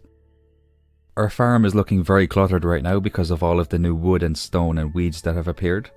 I spent a bit of time clearing some of it out, then I had the Piers to buy 50 of each spring seed and a full stack of cauliflower seeds. I also buy a full stack of deluxe speed grow. At the special orders board we can either do a quest for Demetrius or a quest for King William. I of course choose King William. He wants us to catch 5 lionfish, 5 stingrays and 5 blue discus. I head into Jodie's house and get the ball rolling on our friendship with Kent. I also start Birdie's quest. I take the gourmet tomato salt to Gustavo and in return he gives me a Stardew Valley rose. I really want to keep this rose. Like I really want to keep it.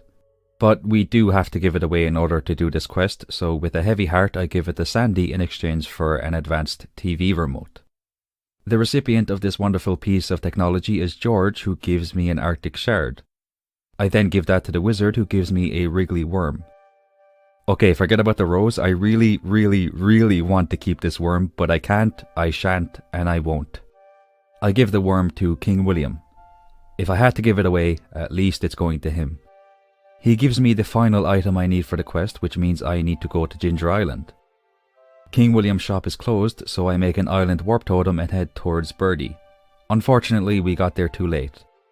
In Mr. Blue's room, I once again accept the quest to find 100 each of different coloured items. On the morning of day 114, I give Birdie the locket she was looking for. She rewards us with 5 golden walnuts and the recipe for fairy dust. Fairy dust is huge. If you use it on things like kegs, casks and furnaces, then whatever is inside the machine will be automatically completed. For example, if we put a starfruit into a keg and used fairy dust on it, we would instantly receive starfruit wine. Then we put that starfruit wine into a cask and use fairy dust on it to instantly upgrade it to silver quality. Then use fairy dust again to get it to gold quality, and then finally to iridium quality. We need diamonds and fairy roses to make fairy dust, which means that if we can plant a ton of fairy roses, then we'll be in a really good spot. Back on my farm, I start putting hardwood fences down. I take a quick break and head to the saloon to get started on collecting the 100 items we need for Mr. Blue's quest. I still have copper ore in my smelting shed as well as sap in my storage shed. I only have 78 bug meat though, so we have to go to the mines to collect the rest of it, which thankfully doesn't take too long. Before the day ends, I manage to clean up the area with my Junimo huts. I start day 115 by planting my spring crops, making sure to use deluxe speed grow on them. My plan is to fill this entire area with strawberries later in the month. Not so we can make money off them, but because I like strawberries. They look pretty. In the forest, Leah teaches me how to paint. I tell Leah she should take a colourful retro pop art approach to her painting. I have no idea what that means, but it sounds cool. Leah then asks me how my painting is coming along. I have the utmost faith in my farmer to produce the single greatest painting that anybody has ever seen. So I tell her it's a masterpiece of fine art. A short while later, Leah reveals her painting. It looks exquisite. Then I reveal my painting. Let's just move on. I head to King William's shop. I'm getting really tired of saying King William. And buy some bait and a few spinners for the fishing we'll be doing on Ginger Island. I spent some time catching lionfish, but at the same time we're also catching tuna and flounder, which we don't need at all right now. I decide to give Mr. Blue the items he requested and buy the hopper recipe. Now we just need 19 more gems for the last recipe he sells. As I left Mr. Blue's room, I realized I had 10 golden walnuts. I immediately turn around, walk right back into his room, exchange the golden walnuts for gems, and buy the magic bait recipe. I spend the rest of the day catching blue discus. Day 116 begins in the worst way possible. The stingray I was trying to catch caught me off guard and made me feel embarrassed by how easily it got away. Instead of pushing forward despite this minor setback, I run away and head back to Pelican Town to give Kenny a present. I also had some wild bait in my fishing chest, which is perfect. When you use wild bait, you have a chance to receive 2 of the fish you catch. I spent some more time decorating my farm, and by some more time, I mean I spent the rest of the day putting hardwood fences down and planting crops. On day 117, I decided it was time to display my painting in my house. I then felt incredibly uncomfortable looking at the painting, so I took it back down. I head to Ginger Island, where I spend most of the day trying to catch lionfish at the docks, then I spend the rest of the day catching stingrays. King William sends us a deluxe fish tank on day 118 for completing his special order. If we did Demetrius's quest, we would have gotten the recipe for the computer. This was a bittersweet moment, as I really wanted that recipe, but at the same time, we have to look out for our king. The Junimos are working away on our farm, which makes me really happy.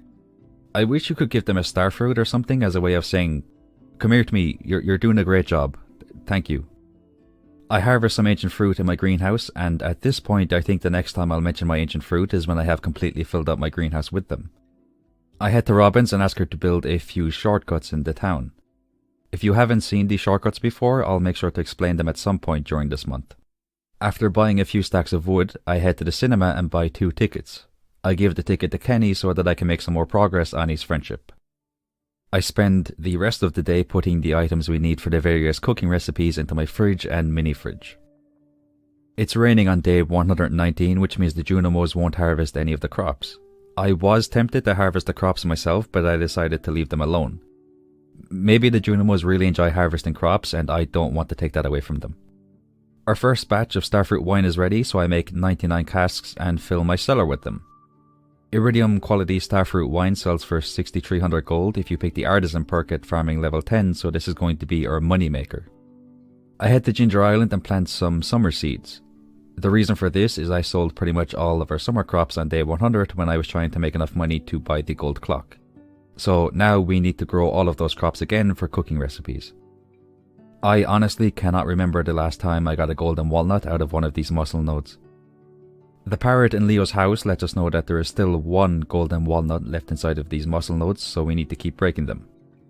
Next, we have a cutscene where Jody is cooking popcorn. The sound of the popcorn cooking reminds Kent of what he went through while he was in the army, and he gets angry with Jody.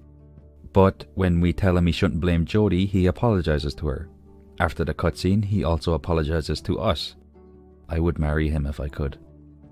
The Junimos are back to their shenanigans on day 120 as they harvest the crops and flowers that have grown. We also have a new special order to do. Caroline wants us to harvest and ship 100 taro roots. I only have 7 tubers in a chest on the Pelican Town farm, but I also have 61 bones. I take these bones to Ginger Island and trade them for 30 taro tubers. I have another 43 taro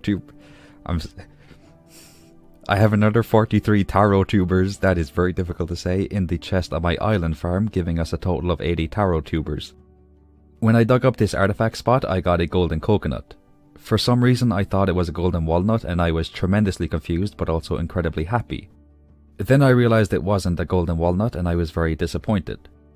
In Mr. Blue's walnut room, I accept a quest to ship 100,000 gold worth of freshly cooked items. On day 121, I harvest all of the starfruit that has grown, then put some iridium sprinklers down. I don't have enough to cover the entire farm, but at least 300 or so of our crops will be watered automatically every day. I plant some more starfruit seeds and my taro tubers while also using deluxe speed grow. Back on the original farm, okay. The farm in Pelican Town is farm 1.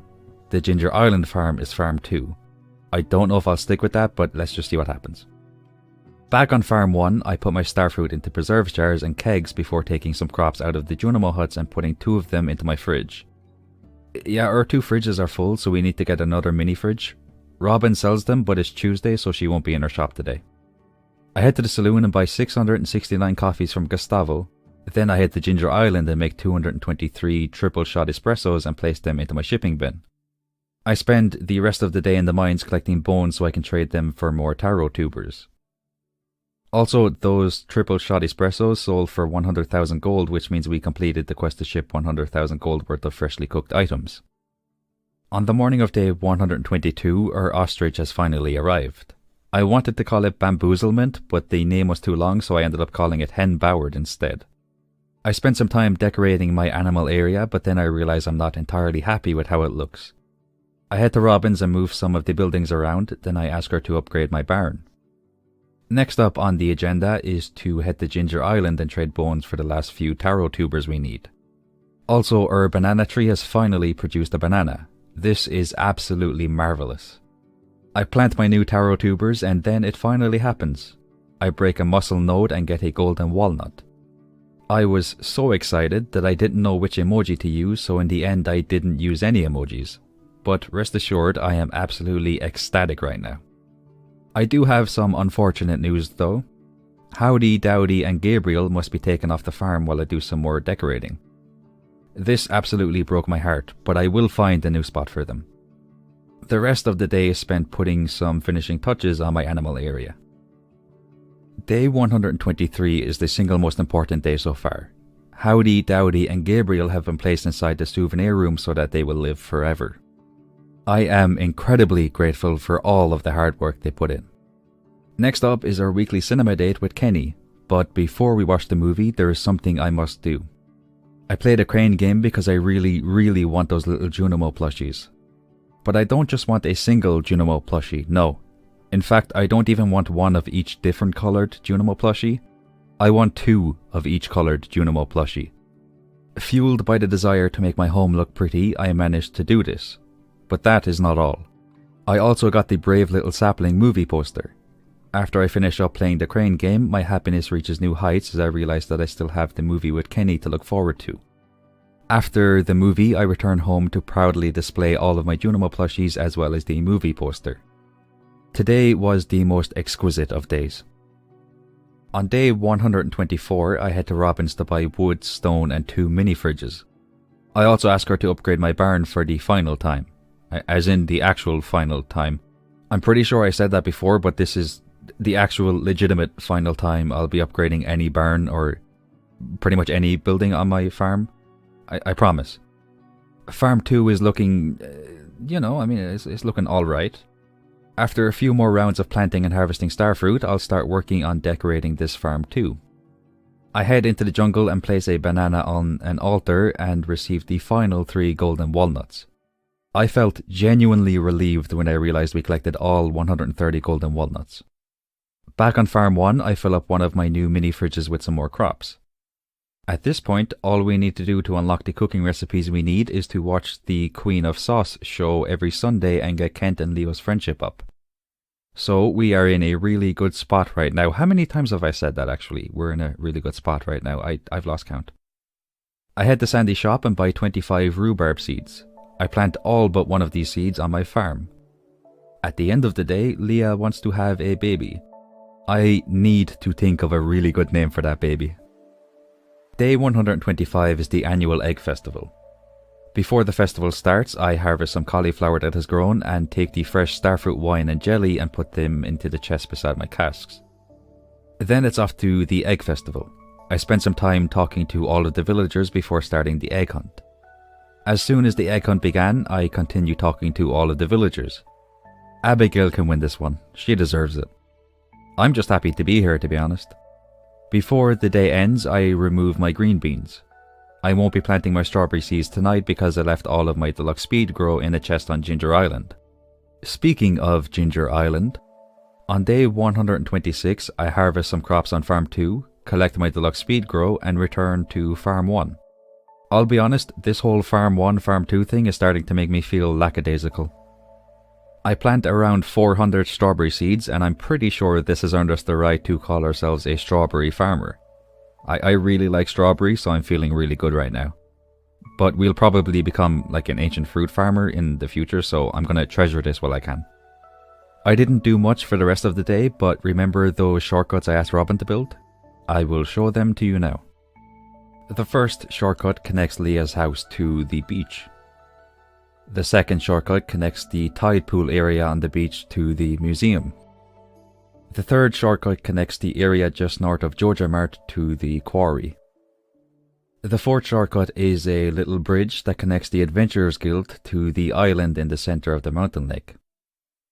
The fifth shortcut connects the mountain lake area to the area just north of Joji Mart. This one is very similar to the third shortcut, it's just on the left side instead of the right side. The final shortcut connects the little forest behind our farm to the tunnel area. These shortcuts cost 300,000 gold, which is a lot of gold, but they are pretty cool in my opinion. Some more starfruit jelly is ready on day 127. My excitement grows exponentially as I look at the starfruit wine and jelly we have in our chest. We are going to make more bread than a bakery when we sell all of this. At the special orders board, Demetrius wants us to catch 10 sardines. Completing his quest will give us a new crafting recipe, so this is great news for us. On Ginger Island, our mango tree has finally produced a mango. I also harvest the first batch of taro roots for Caroline's quest. Our next stop is Mr. Blue's room, where we accept the quest to ship 100,000 gold worth of cooked items. Again. You may have noticed that I haven't picked any Skull Cavern quests since the start of day 101. I also haven't gone to the Skull Cavern in general since that day. That's because I feel like we spent too much time in there during the first 100 days, so I'm staying away from there for the rest of this playthrough. Once again, we buy 669 coffees from Gustavo. Before I go back to Ginger Island, I do some fishing to get started on the special order Demetrius gave us. To end the day, I make some triple shot espressos and throw them into my shipping bin to complete Mr. Blue's quest. We are having exquisite luck this month. The rest of our taro roots are ready for harvest on the morning of day 128. I plop all of them into the shipping bin to complete Caroline's special order and use my gems to buy Pierre's missing stock list. This is an absolute game changer. I give Pierre's missing stock list to Pierre, of course. This means we can now buy each season's seeds at any time. I buy 25 of each summer and fall crop because I'm still missing the summer and fall crops that are needed for some cooking recipes. I also buy a full stack of fairy rose seeds and a full stack of deluxe speed grow. We spent around 500,000 gold during this little shopping spree, but it will be worth it when we start making fairy dust. I am not very fond of dilly-dallying, which is why I am sad to announce that we will not be planting these seeds today. That is because we spent the rest of the day fishing to complete the special order Demetrius gave us. All of our hard work was worth it, as Demetrius sends us the recipe for the computer and Caroline sends us the recipe for the solar panel on day 129. At this point, the last 3 crafting recipes we need are given to us by the Wizard, Clint and King William after we complete a special order for them. I collect an ostrich egg from the auto grabber in my barn, as well as a banana and a mango from a chest, and throw them into my shipping bin. And with that, we have fully completed the shipping collection. I make a quick trip to Ginger Island to put all of my seeds into a chest, then I return to Pelican Town for my 3rd movie date with Kenny. While we were in the cinema, I realised that this is the 3rd time we've watched The Little Sapling. Look, times are tough in Pelican Town right now. We can only afford to play 1 movie every season. In fact, the entire cinema is being managed by a Junimo and they spend the whole day jumping around in the popcorn. On day 130, we get a little notification letting us know that we have completed the shipping collection. That was a lovely way to start the day. Kenny sends us a cooking recipe to thank us for making him feel welcome. You're a good man, Kenny. I collect some starfruit jelly from my shed and harvest the last of our sweet gem berries, then it's off to Ginger Island to harvest all of the starfruit that is grown. We now have a ton of space on farm 2, so I plant all of the seeds I bought. Well, almost all of them. I didn't have enough space to plant all of the fairy rose seeds, but I did manage to plant around 350 of them. I head back to farm 1 and throw the starfruit I harvested into my kegs and preserves jars, and yeah, that's it for today. Day 131 was a very lazy day. I watered my crops on Ginger Island, and that was about it. On day 132, I take a moment to appreciate the aesthetic beauty of the strawberries that have grown. Then I collect the fruit that has been building up in our bat cave. Also, today is the day we finally filled up our greenhouse with ancient seeds. I am very happy about that. On day 133, some of our wheat, eggplants and bok choys have grown. After I harvest them, I take away the eggplant seeds because we need all the space we can get for our fairy rose seeds. I collect another batch of starfruit wine and jelly from my sheds and harvest the rhubarb that has grown. I was a bit lackadaisical when it came to planting the rhubarb seeds, so some of them have not grown yet. King William has a special order for us on day 134. We need to collect 100 bug meat. But before we get started on that, I harvest some crops on farm 2 and accept a quest to give 50 loved gifts in 1 week. I did not know this when I accepted the quest, but this was the beginning of a 4-day struggle during which I consistently felt the dopamine leaving my body. I'm not exaggerating when I say this is my least favourite quest in the entire game. I will admit, however, that my hatred for this quest was formed entirely due to my own actions. I was under the impression that I would not need to consult the Stardew Valley wiki after getting every villager except for Kenny and Leo to full hearts. So it should come as no surprise that I was completely heartbroken when I had to reopen the 20 tabs I had closed containing information about the items that every villager loves. And once again, who was there for me during my darkest hour? King William, of course. I watch a beautiful cutscene in which my king and Linus invite Leo to live in Pelican Town. I know I've made a lot of jokes during this video, but this is actually a really sweet cutscene. Leo was separated from his parents when a big wave crashed into the boat they were on. Leo ended up on Ginger Island all by himself, and the only family he's had since then is the birds on the island. So it was really nice seeing Linus and Willie do their best to look out for him and give him a chance at a new life. Anyway, let's get back to the actual video. I went to the mines to collect bug meat when I realized I never collected the burglar ring from the Adventurers Guild. While we're wearing this ring, any monster we defeat has a chance to drop twice as many items. Now that we have collected this ring, we could buy another one for 20,000 gold, but wearing 2 burglar rings doesn't result in monsters dropping 4 times as many items. So there isn't really any point in doing this. But having 1 ring does make it easier for us to get a lot of bug meat. Also, the birds from Ginger Island built a little house for Leo during the night. Day 135 is dedicated entirely to giving gifts to the villagers and collecting the rest of the bug meat we need for the special order. The Flower Festival takes place on day 136. I really wanted to ask Elliot to dance with me, but I couldn't do that. I couldn't do that to Leah. Instead, I decided to ask Maru to dance with me. Okay, no, I didn't. I would have felt terrible if I did that to Leah. I can't believe I'm being loyal to a video game character, but much like the sculpture she has made, Leah is a work of art. After the flower dance, I quickly run to King William's shop and drop off the 100 bug meat, completing his special order. Up next, we are off to see the wizard, the wonderful wizard of Pelican Town. I finally built the island magical tower on my farm.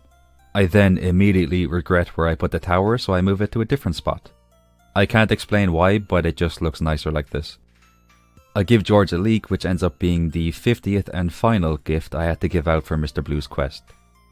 I head to the beach where King William gives us the recipe for the quality bobber. Now all we need is the crafting recipe for the geode crusher from Clint and the recipe for monster musk from the wizard. And now it is time for the final cinema date with Kenny for spring. This is a bittersweet moment. This segment was a nice little break from the hustle and bustle of trying to complete our goals. But it is also the last time we will get to watch the cinematic classic known as The Brave Little Sapling.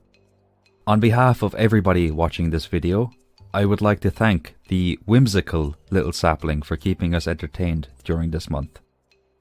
While I was harvesting my crops on Ginger Island, I decided that I would do something to honour the brave little sapling at some point during the season of summer. I also realised that I definitely refer to spring, summer, fall and or winter as a month at some point during the first 100 days. Spring, summer, fall and winter are not months. They are seasons. I apologise for this mistake. Day 138 is a pretty boring day for the most part. All I did was collect some starfruit wine and water my crops on Ginger Island. However, because we were approaching the end of our second spring, I decided it was only right to commemorate our first spring. Because our very first day involved using a chair to get into the mines, I decided to place a chair outside my house and spend some time watching the rain fall on our farm. I ended up sitting here for the entire day because I went to get a bottle of water and forgot to pause the game. But that is okay. As Bob Ross once said, we don't make mistakes, just happy little accidents. In completely unrelated news, that night Leah gave birth to a baby girl. I spent a full minute trying to think of a new name for her. In the end, I decided to call her Clementine. On day 139, I collect all of my diamonds from my crystallarium shed. I also collect all of my artisan goods before heading to Ginger Island. After harvesting all of the fairy roses, I used them and my diamonds to make 349 fairy dust. I return home, place all of my fairy dust into the chest beside my casks, and nothing happens. The automate mod is not using the fairy dust. I spend around 5 minutes manually putting the fairy dust on each cask, collecting the iridium wine it produces and breaking each cask one by one. This might sound like an inconvenience, but it was actually incredibly satisfying.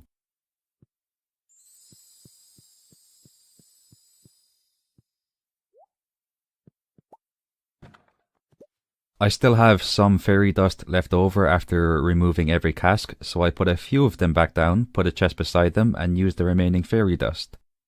I messed up a few times, which resulted in less iridium quality wine, but overall I am very happy with how it has turned out. I throw my wine, jelly, and other artisan goods into my shipping bin and receive just under 5 million gold for these items. Day 140 is the final day of spring. I woke up to see that we were 150,000 gold short of being able to afford the gold clock. My mind immediately thought of day 100 and the kerfuffle that occurred on that day when we tried to get enough money to buy the gold clock. I cannot allow that to happen again. And it will not happen again. Because I did something that nobody saw coming. I planned ahead. You see, while I was planting the fairy rose seeds, I realized that not all of them would be ready to harvest on the 27th of spring. Based on this, I estimated that we would end up with between 320 and 350 fairy dust. I then calculated the amount of iridium wine this would allow us to make, while also taking into account that it was very likely we would accidentally waste some of the fairy dust. I took my estimated sell price for the wine and added it to my estimated sell price of all of our other artisan goods. The result of this showed me that I would be between 150,000 and 180,000 gold short of being able to afford the gold clock. But I was ready for this. You see, we had 234 diamonds left after we made our fairy dust. How much gold would Clint give us for these diamonds? 170,000 gold, resulting in a grand total of 10 million gold. We did it. We finally did it. We have built the gold clock on our farm. The most beautiful thing about all of this was that Clint, the man who stopped us from achieving this goal on day 100, was also the man who helped us to achieve this goal 40 days later. I harvest my strawberries, at which point I noticed the owl statue beside them. I do not know when that owl statue was put on our farm, but it will make a fine addition to my souvenir room. As the day came to an end, I felt it was only appropriate that I express my love for the 6 most important things in my life before heading to sleep. Leah, Clementine, Shenanigans, Howdy, Dowdy, and Gabriel all have my unending love and gratitude.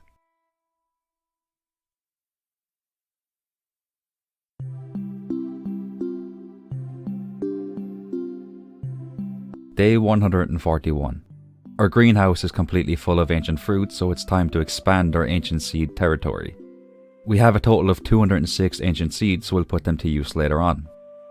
In Mr. Blue's room, I accept the quest to ship 100,000 gold worth of freshly cooked items.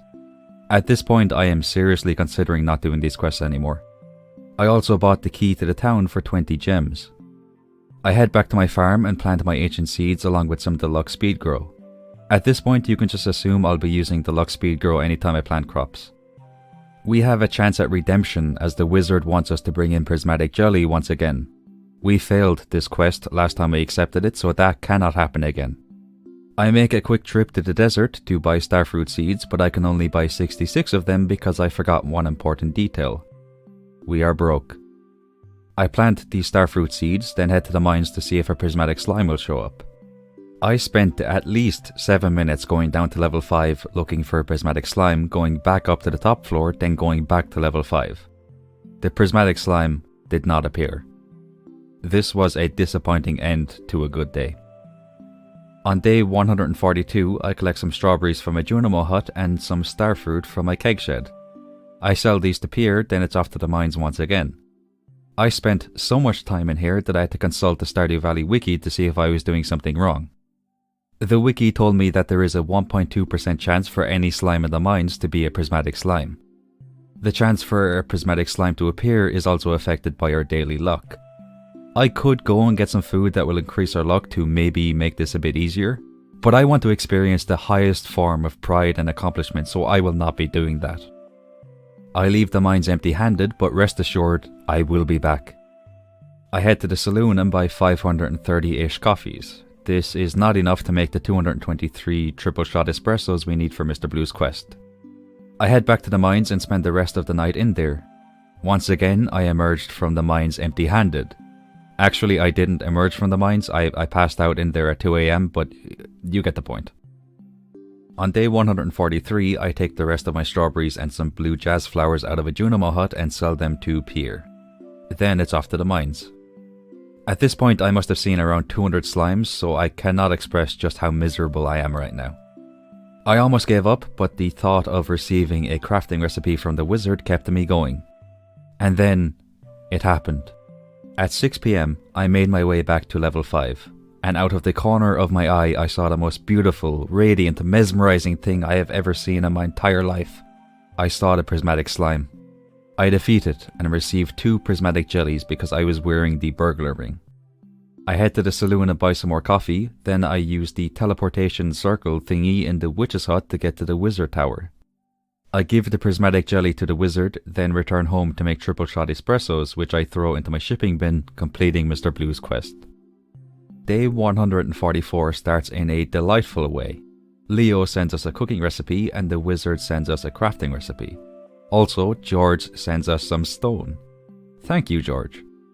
I take some more ancient seeds and plant them on my farm, then it is time for our first summer cinema date with Kenny.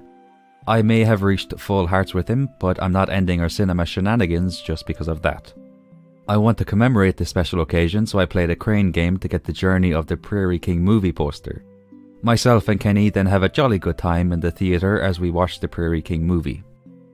On the morning of day 145, I harvest some more fairy roses on Ginger Island.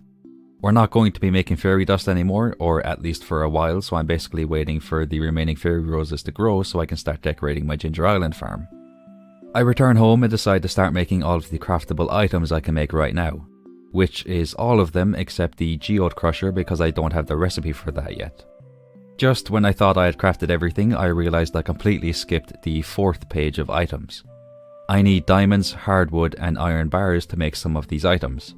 My crystallarium shed has plenty of diamonds, so we're good on that front. I head to the secret woods to collect some hardwood, then it's off to the mines where I spend the rest of the day collecting iron ore and coal. On day 146, it's time to name our second ostrich. The default name was Jella. I actually wanted to stick with this name, but I felt like it was missing something, some je ne sais quoi. I spent some time brainstorming names before finally calling it Will in honor of King William. I collect some more hardwood in the secret woods, collect some ancient seeds from my greenhouse and plant them. Our crop area is looking scrum-diddly-umptious right now. I craft 20 out of the 22 items I had left to make as I didn't have enough solar essence and gold bars with me. I have just enough solar essence in a chest, but not enough gold ore. Luckily, my smelting shed still had a good bit of gold ore in it, so I add some coal to it and let it work away. I'm running slightly low on wood at this point, and I refuse to buy wood from Robin after she raised her prices at the start of the second year, so I head into the forest and chop down some trees. After a little bit of dilly-dallying, I feel like I've overused that word at this point, I collect my gold bars and craft the final 2 items that are available. Now all we need is for Clint to give us a special order so we can get the final crafting recipe from him. We plant even more ancient seeds on day 147, then it's off to Ginger Island to harvest our second last batch of fairy roses. On day 148, I don't know how to explain this. Leo has seemingly gained the ability to walk through walls. I mean, look, it's very cool, but at the same time it's very inconvenient because I need to give him a present, so this better not happen again. The remaining fairy roses are ready on day 149, which means it's time to start decorating our farm. This will be a multiple day process during which I will most definitely lose my mind. Day 150 comes and goes as I continue decorating my farm. It took me so long to get to this point. It looked completely different last night, but I started fresh this morning because I didn't like how it looked. It still needs more work, but the luau takes place tomorrow, so we must leave it alone for now. On day 151, I take a gold quality starfruit wine from a cask and bring it to the luau. The vibes at this year's festival are even better than last year's as Leo and Linus are cooking a meal. This is very nice to see. The starfruit wine we added to the soup also earns us the best result. After the luau, I decide to fall asleep in my Ginger Island house so we can continue decorating the farm straight away tomorrow. It is with great honour that I let you all know that our farm is pretty much fully decorated on day 152. There is still a tiny bit of decorating left to do, but I need the trees I planted to grow before I finish it off. I spend the rest of the day decorating my house. Within the first 30 seconds, I can already tell that this is going to be one of the worst experiences of my life. It turns out I was completely right. For some reason, I struggled immensely when it came to decorating the house on day 153. I have no idea why, but I didn't like the look of anything I did with it. My little bedroom is fine, but the main area really rustled my jimmies. I have settled on a blend between a rustic and minimalist aesthetic though, so hopefully I can get to a point where I'm happy with how it looks. On day 154, I am suffering. I spent some time decorating my house when I realized that I almost forgot something very, very important. My weekly cinema excursion with Kenny. I quickly buy a ticket and give it to him before he starts thinking that I have forgotten about him. It turns out this was exactly what I needed. As I sat in the movie theatre, I felt sparks of inspiration leave the movie screen and flow directly into my body. I now know the perfect way to decorate my house. This is what I ended up doing with it. I have to say, I am satisfied with how it looks. It might look a bit empty, but I'm pretty happy with how it turned out after how much heartache I endured during the last 2 days. Kenny has a request for us on day 155. He wants to give Jodie a starfruit for their anniversary. Kenny, it would be my honour to help you. I wasn't planning on harvesting any of my starfruit. To be honest, I just wanted to grow them for aesthetic purposes, but this is a sacrifice I'm willing to make for my best friend. I give the starfruit to Kent, then accept a special order to harvest and ship 100 blueberries. I head to Piers and buy 50 blueberry seeds, harvest the rest of the starfruit and replace them with the blueberry seeds. I harvest quite a few inches of fruit in my greenhouse, which I throw into my seed maker to end the day. On day 156, I finally plant almost all of my ancient seeds on my Ginger Island farm. I spend the rest of the day doing some more decorating. For the most part, our island farm is fully decorated at this point. I'm just waiting for the trees on the beach to grow before I add the finishing touches. I have definitely said that before. Oops. Anyway, that is exactly what happens on day 157. With the trees fully grown, I add a little walkway to the end of the beach and add a bit of grass to the surrounding area. It is also time to give our third ostrich a name. We already have Pubert and Hubert living on the farm, so I decide to call this ostrich Rubert. On the morning of day 158, more starfruit wine is ready, so I throw it into the chest in my cellar. Next, it is time for my favourite part of the week, my cinema date with Kenny. I went to give Kenny his ticket, but he wasn't home. At this point, I have a terrible feeling that I know exactly where he is. Or rather, where he's going. I run into King William's shop just in time to see Kenny leave for Ginger Island. I am truly heartbroken. This is the worst thing that has ever happened to me during this entire playthrough. But then a cutscene about Leo's time in Pelican Town plays. Never mind the darkness. Never mind the storm. Never mind the blood red moon. The night will be over soon. The night will be over soon.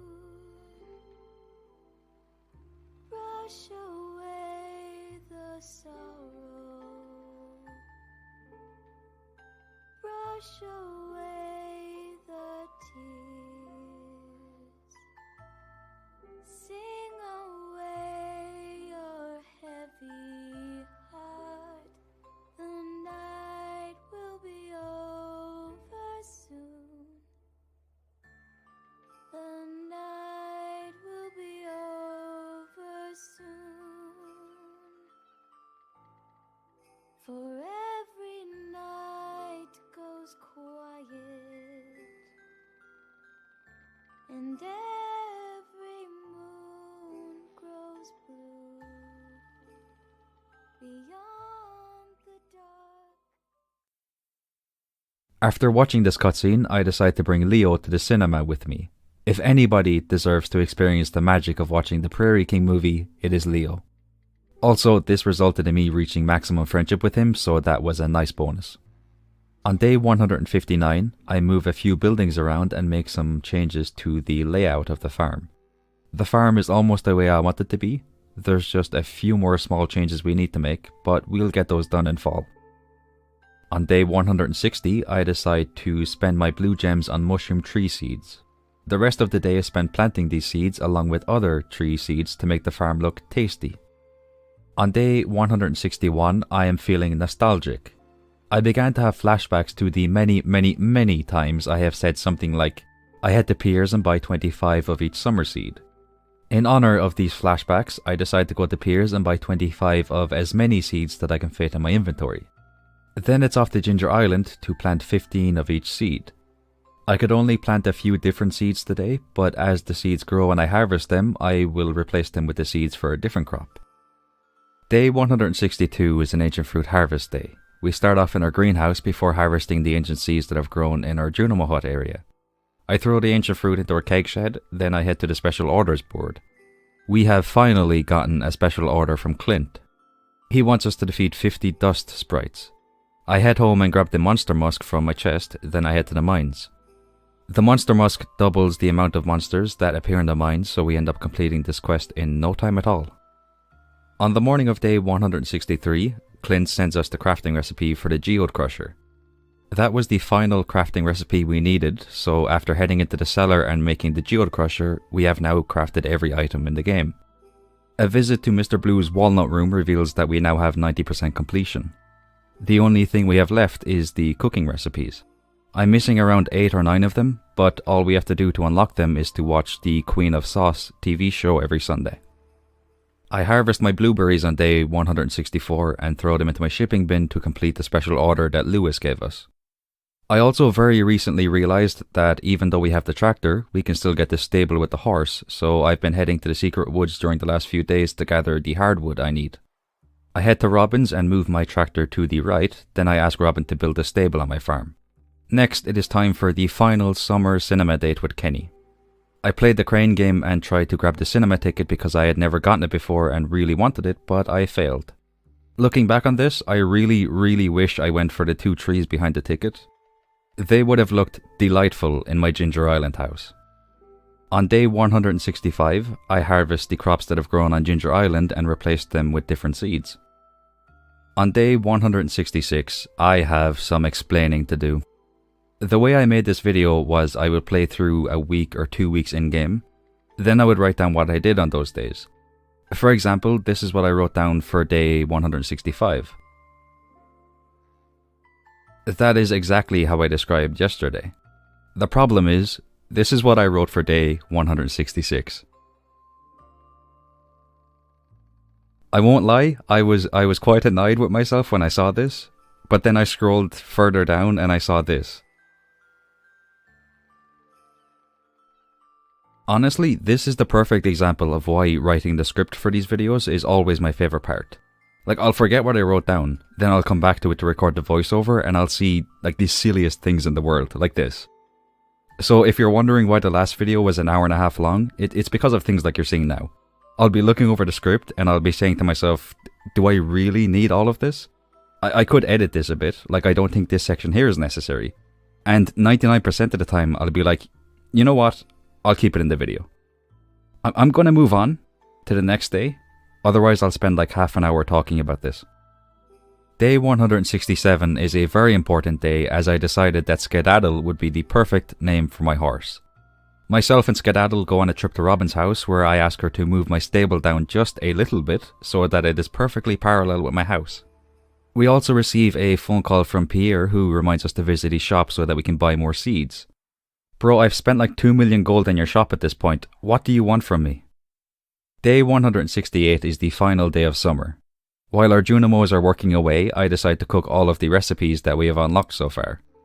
It takes a lot of clicking, but I finally managed to make all of them. Also, the Dance of the Moonlight Jellies took place today. But I won't lie, I was looking at my phone and I forgot to pause the game and I ended up passing out, so I missed the festival. It's not my fault though. You see, I was absolutely mesmerized by the cat memes.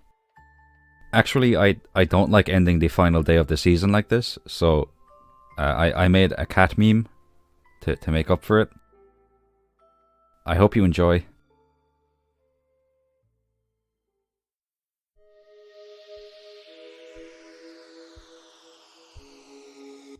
As we start day 169, I want to quickly mention that at this point, the days will become shorter because we are very close to perfection. I just wanted to give you a heads up on that. Anyway, on the first day of fall, after harvesting our ancient fruit, it is time to welcome Lubert the ostrich to the family. This was supposed to be a reference to one of my favourite characters in iCarly, Lubert, but it turns out I spelled his name wrong, so ignore that please. On day 170, I sell some ancient fruit to Pierre, then I head to Robin's to buy some wood, but she isn't there, because it's Tuesday. I can't believe I made that mistake this far into this playthrough. I decide to start chopping down trees to get a bit of wood before we go back to her tomorrow. I need wood because I want to make a ton of kegs to put into another shed so we can start making even more ancient fruit wine. I spend the rest of the day taking away all of the furnaces in my smelting shed to prepare for tomorrow. Day 171 begins with a scrumptious ancient fruit harvest. Then it's off to Robin's to buy around 3 stacks of wood, which I use to make another 105 kegs. I take the kegs out of the sort of extra shed we have, and place all of my kegs in the shed formerly known as the smelting shed. I fill the kegs up with ancient fruit, then I head to Ginger Island to harvest the crops that have grown and replace them with different seeds. On day 172, I spend the whole day turning one of my sheds into a little restaurant. I finish off decorating my little restaurant on day 173. We're missing 7 meals from our display, but we'll get them as we learn the remaining cooking recipes. I then remove my preserves jars from their shed and get started on turning this shed into a museum of sorts. All of the minerals and artifacts in the game will be put in this shed. On day 174, I finish off decorating the museum shed and I'm very happy with how it turned out. Next, it is time to welcome another ostrich to the family. I decide to call this ostrich Pubert Jr. To finish off the day, I collect some ancient fruit from a Junimo hut and throw them into the keg shed. We learn how to make a fruit salad on the morning of day 175.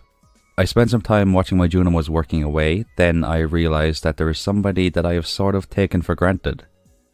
This person deserves more than what I've given them, and I make a vow to treat them better. I am, of course, referring to Leah. I do something that is long overdue at this point. I invite her to the cinema. As Vin Diesel once said, we are family. At least I think he said that, I'm not entirely sure.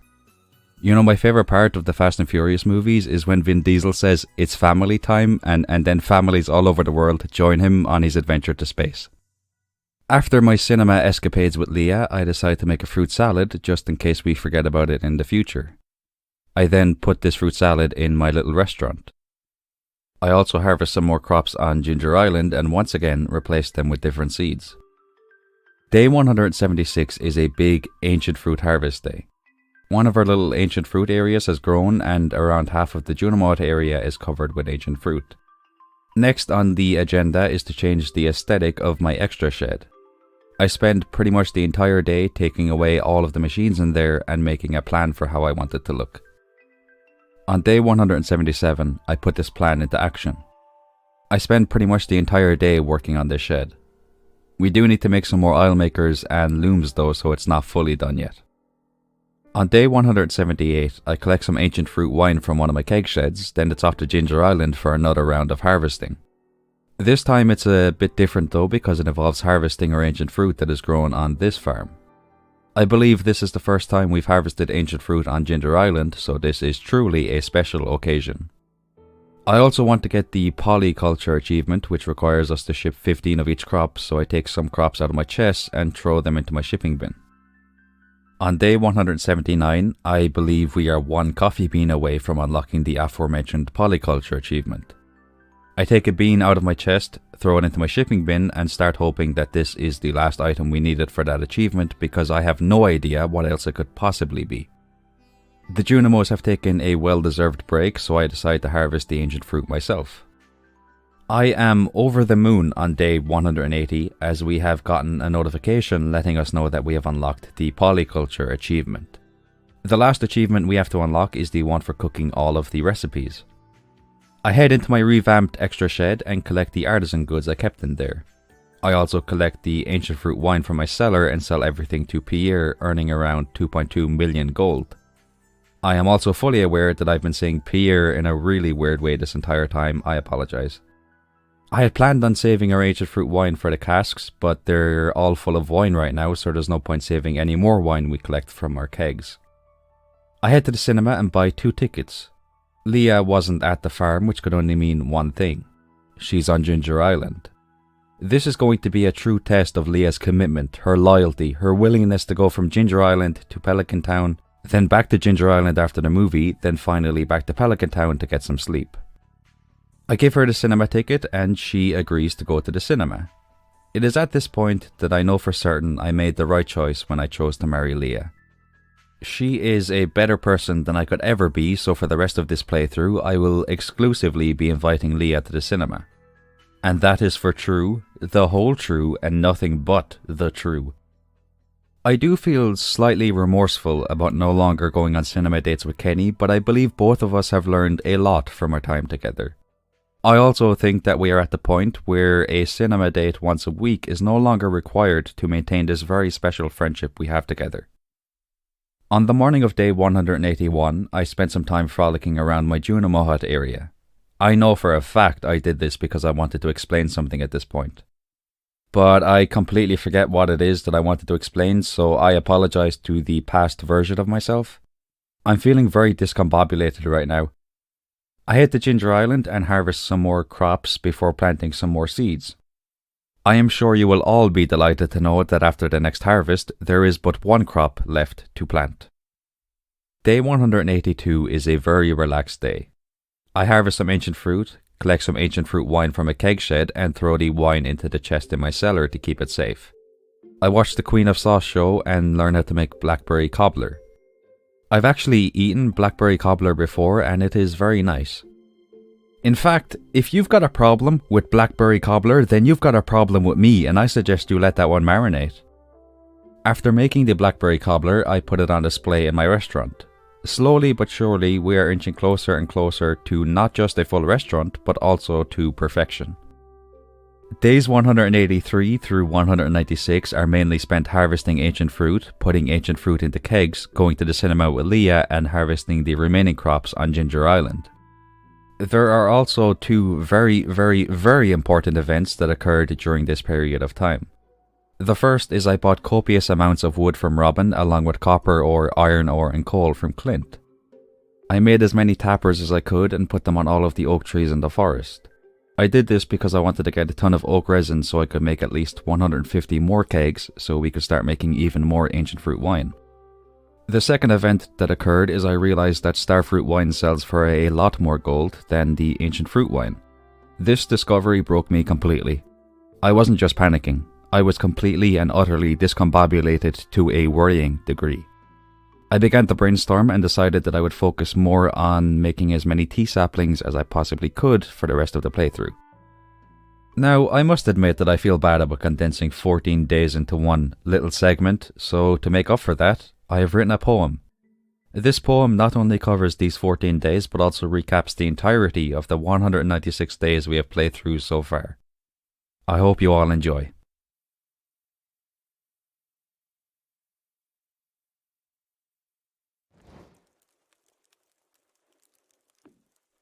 'Twas the beginning of spring when Mr. Aries...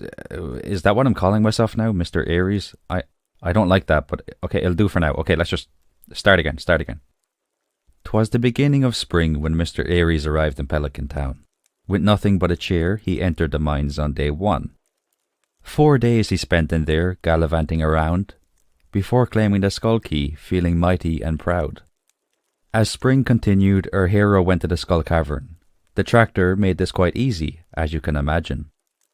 Night after night he collected iridium ore in a speedy fashion. He became feared by all in these caves, like Jason in Manhattan. Yet despite his newfound fortune, his heart had found a different treasure. Leah was her name, and he was enchanted when he met her. Fishing, farming and foraging, nothing was as important as this new endeavour. For anything and everything is what he would give to be with her. With the brightest sparkle Leah's eyes had shined. He would do anything for their lives to be intertwined. It was during the season of fall that the stars finally aligned, and the two got married on day 69. We shall ignore my singing as it could have been better. Instead, let us focus on our hero's next adventure. But what could that be in this town he had entered? Why, of course, it was to fix the community centre. With the centre fixed and the Junimo sent home, our hero sailed to Ginger Island, feeling slightly alone. He met a boy named Leo and continued to roam, collecting every golden walnut as efficiently as Sherlock Holmes. He met Mr. QI, what a silly name, let's call him Mr. Blue, and returned to Pelican Town, where he was met with quite the view. As upon his return he was introduced to somebody new. Kent was his name, though that's Kenny to me and you. On the bright side, his friendship with Kenny began to flourish, but in a cruel twist of fate, his bank account was looking tarnished. He believed this could be fixed with the ancient fruit he would harvest. This was a mistake, not just a big one, but quite possibly the largest. His head began to hurt as we neared the end of this challenge, as everything at once had become difficult to balance. And so he decided that wild seeds, wood and fibre would be what we scavenge, in the hope that this mistake would not lead to too much damage. As I end this poem, I hope I do not sound cliché in saying that I hope you all have a truly exquisite day. But alas, I must retire my poetry cap, for now anyway, as I have a cinema date with Leah, the woman who accepted my bouquet.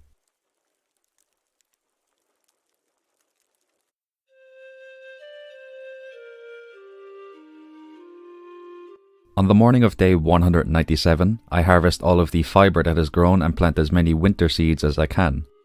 I had around 200 or so winter roots from last year, so I threw them into a seed maker to get all of these winter seeds. I collect some ancient fruit from a Junimo hut and throw them into the kegs. We're going to keep making ancient fruit wine while also focusing on making tea saplings. We have also planted fibre and winter seeds on our Ginger Island farm. The rest of the day is spent chopping down trees and digging up winter forage. On day 198, we begin the process of selling pretty much everything we own. This includes all of the artisan goods and diamonds in the extra shed, as well as 95-ish% of the items in our storage shed. I take a quick break to harvest the fibre in our greenhouse and plant some more fibre seeds, and I harvest the winter forage on Ginger Island. Then it's right back to selling everything for the rest of the day.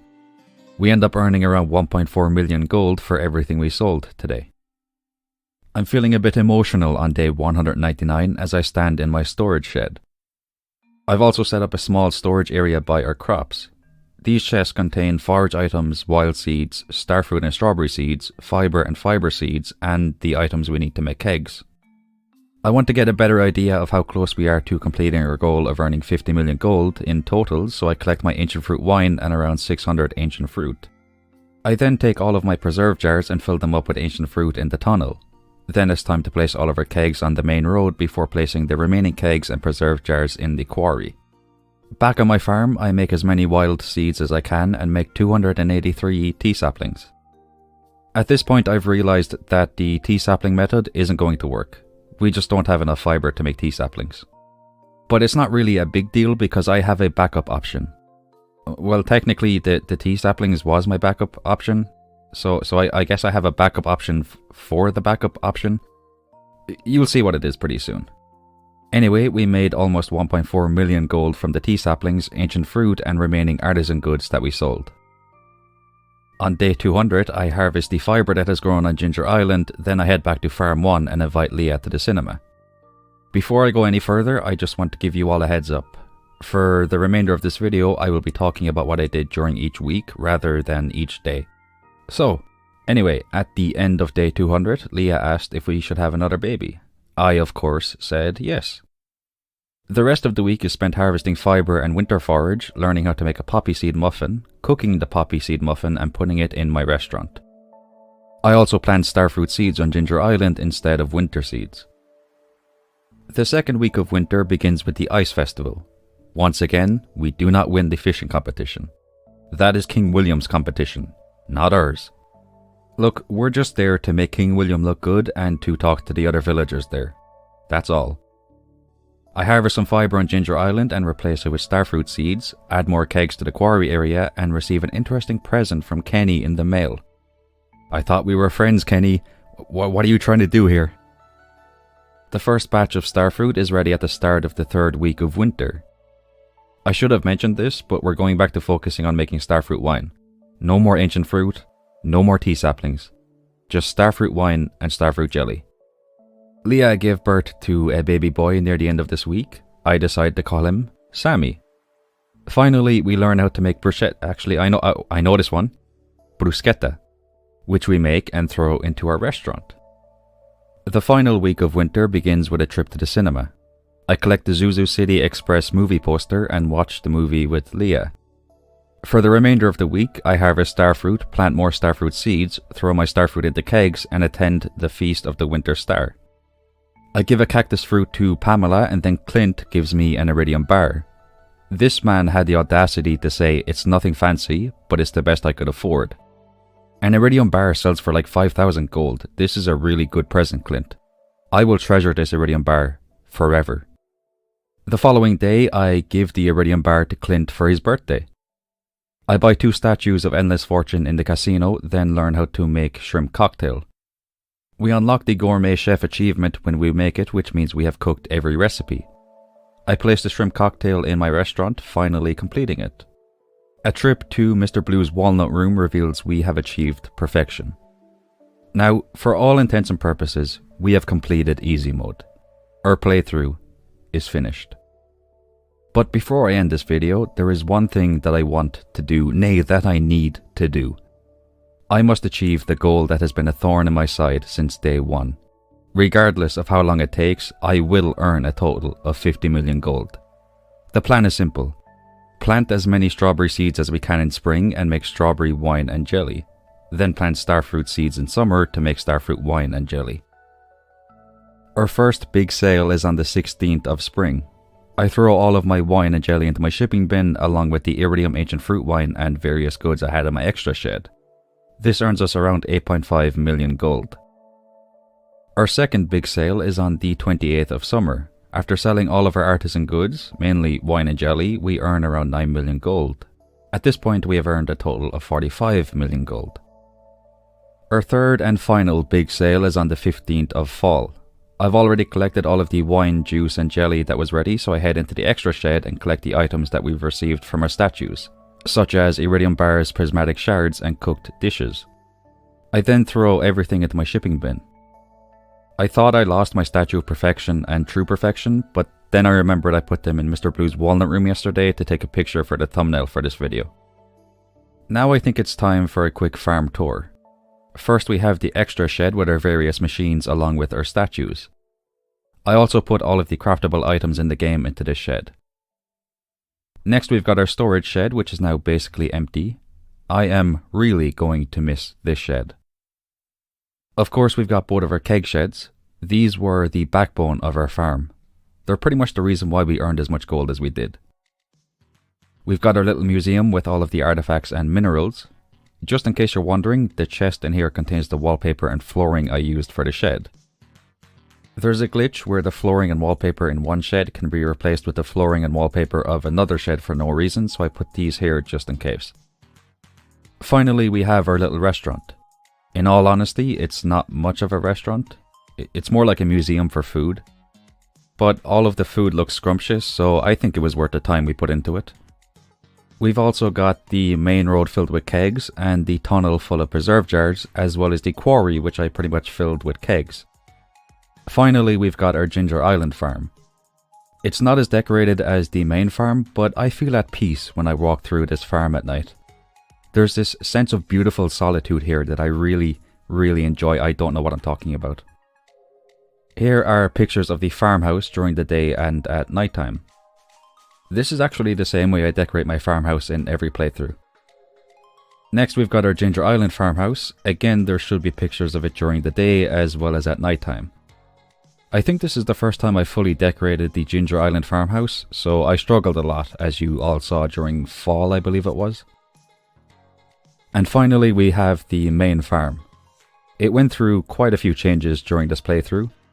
In fact, I remember during spring and summer of year 1, it was basically a massive giant patch of crops. There was no decorations at all.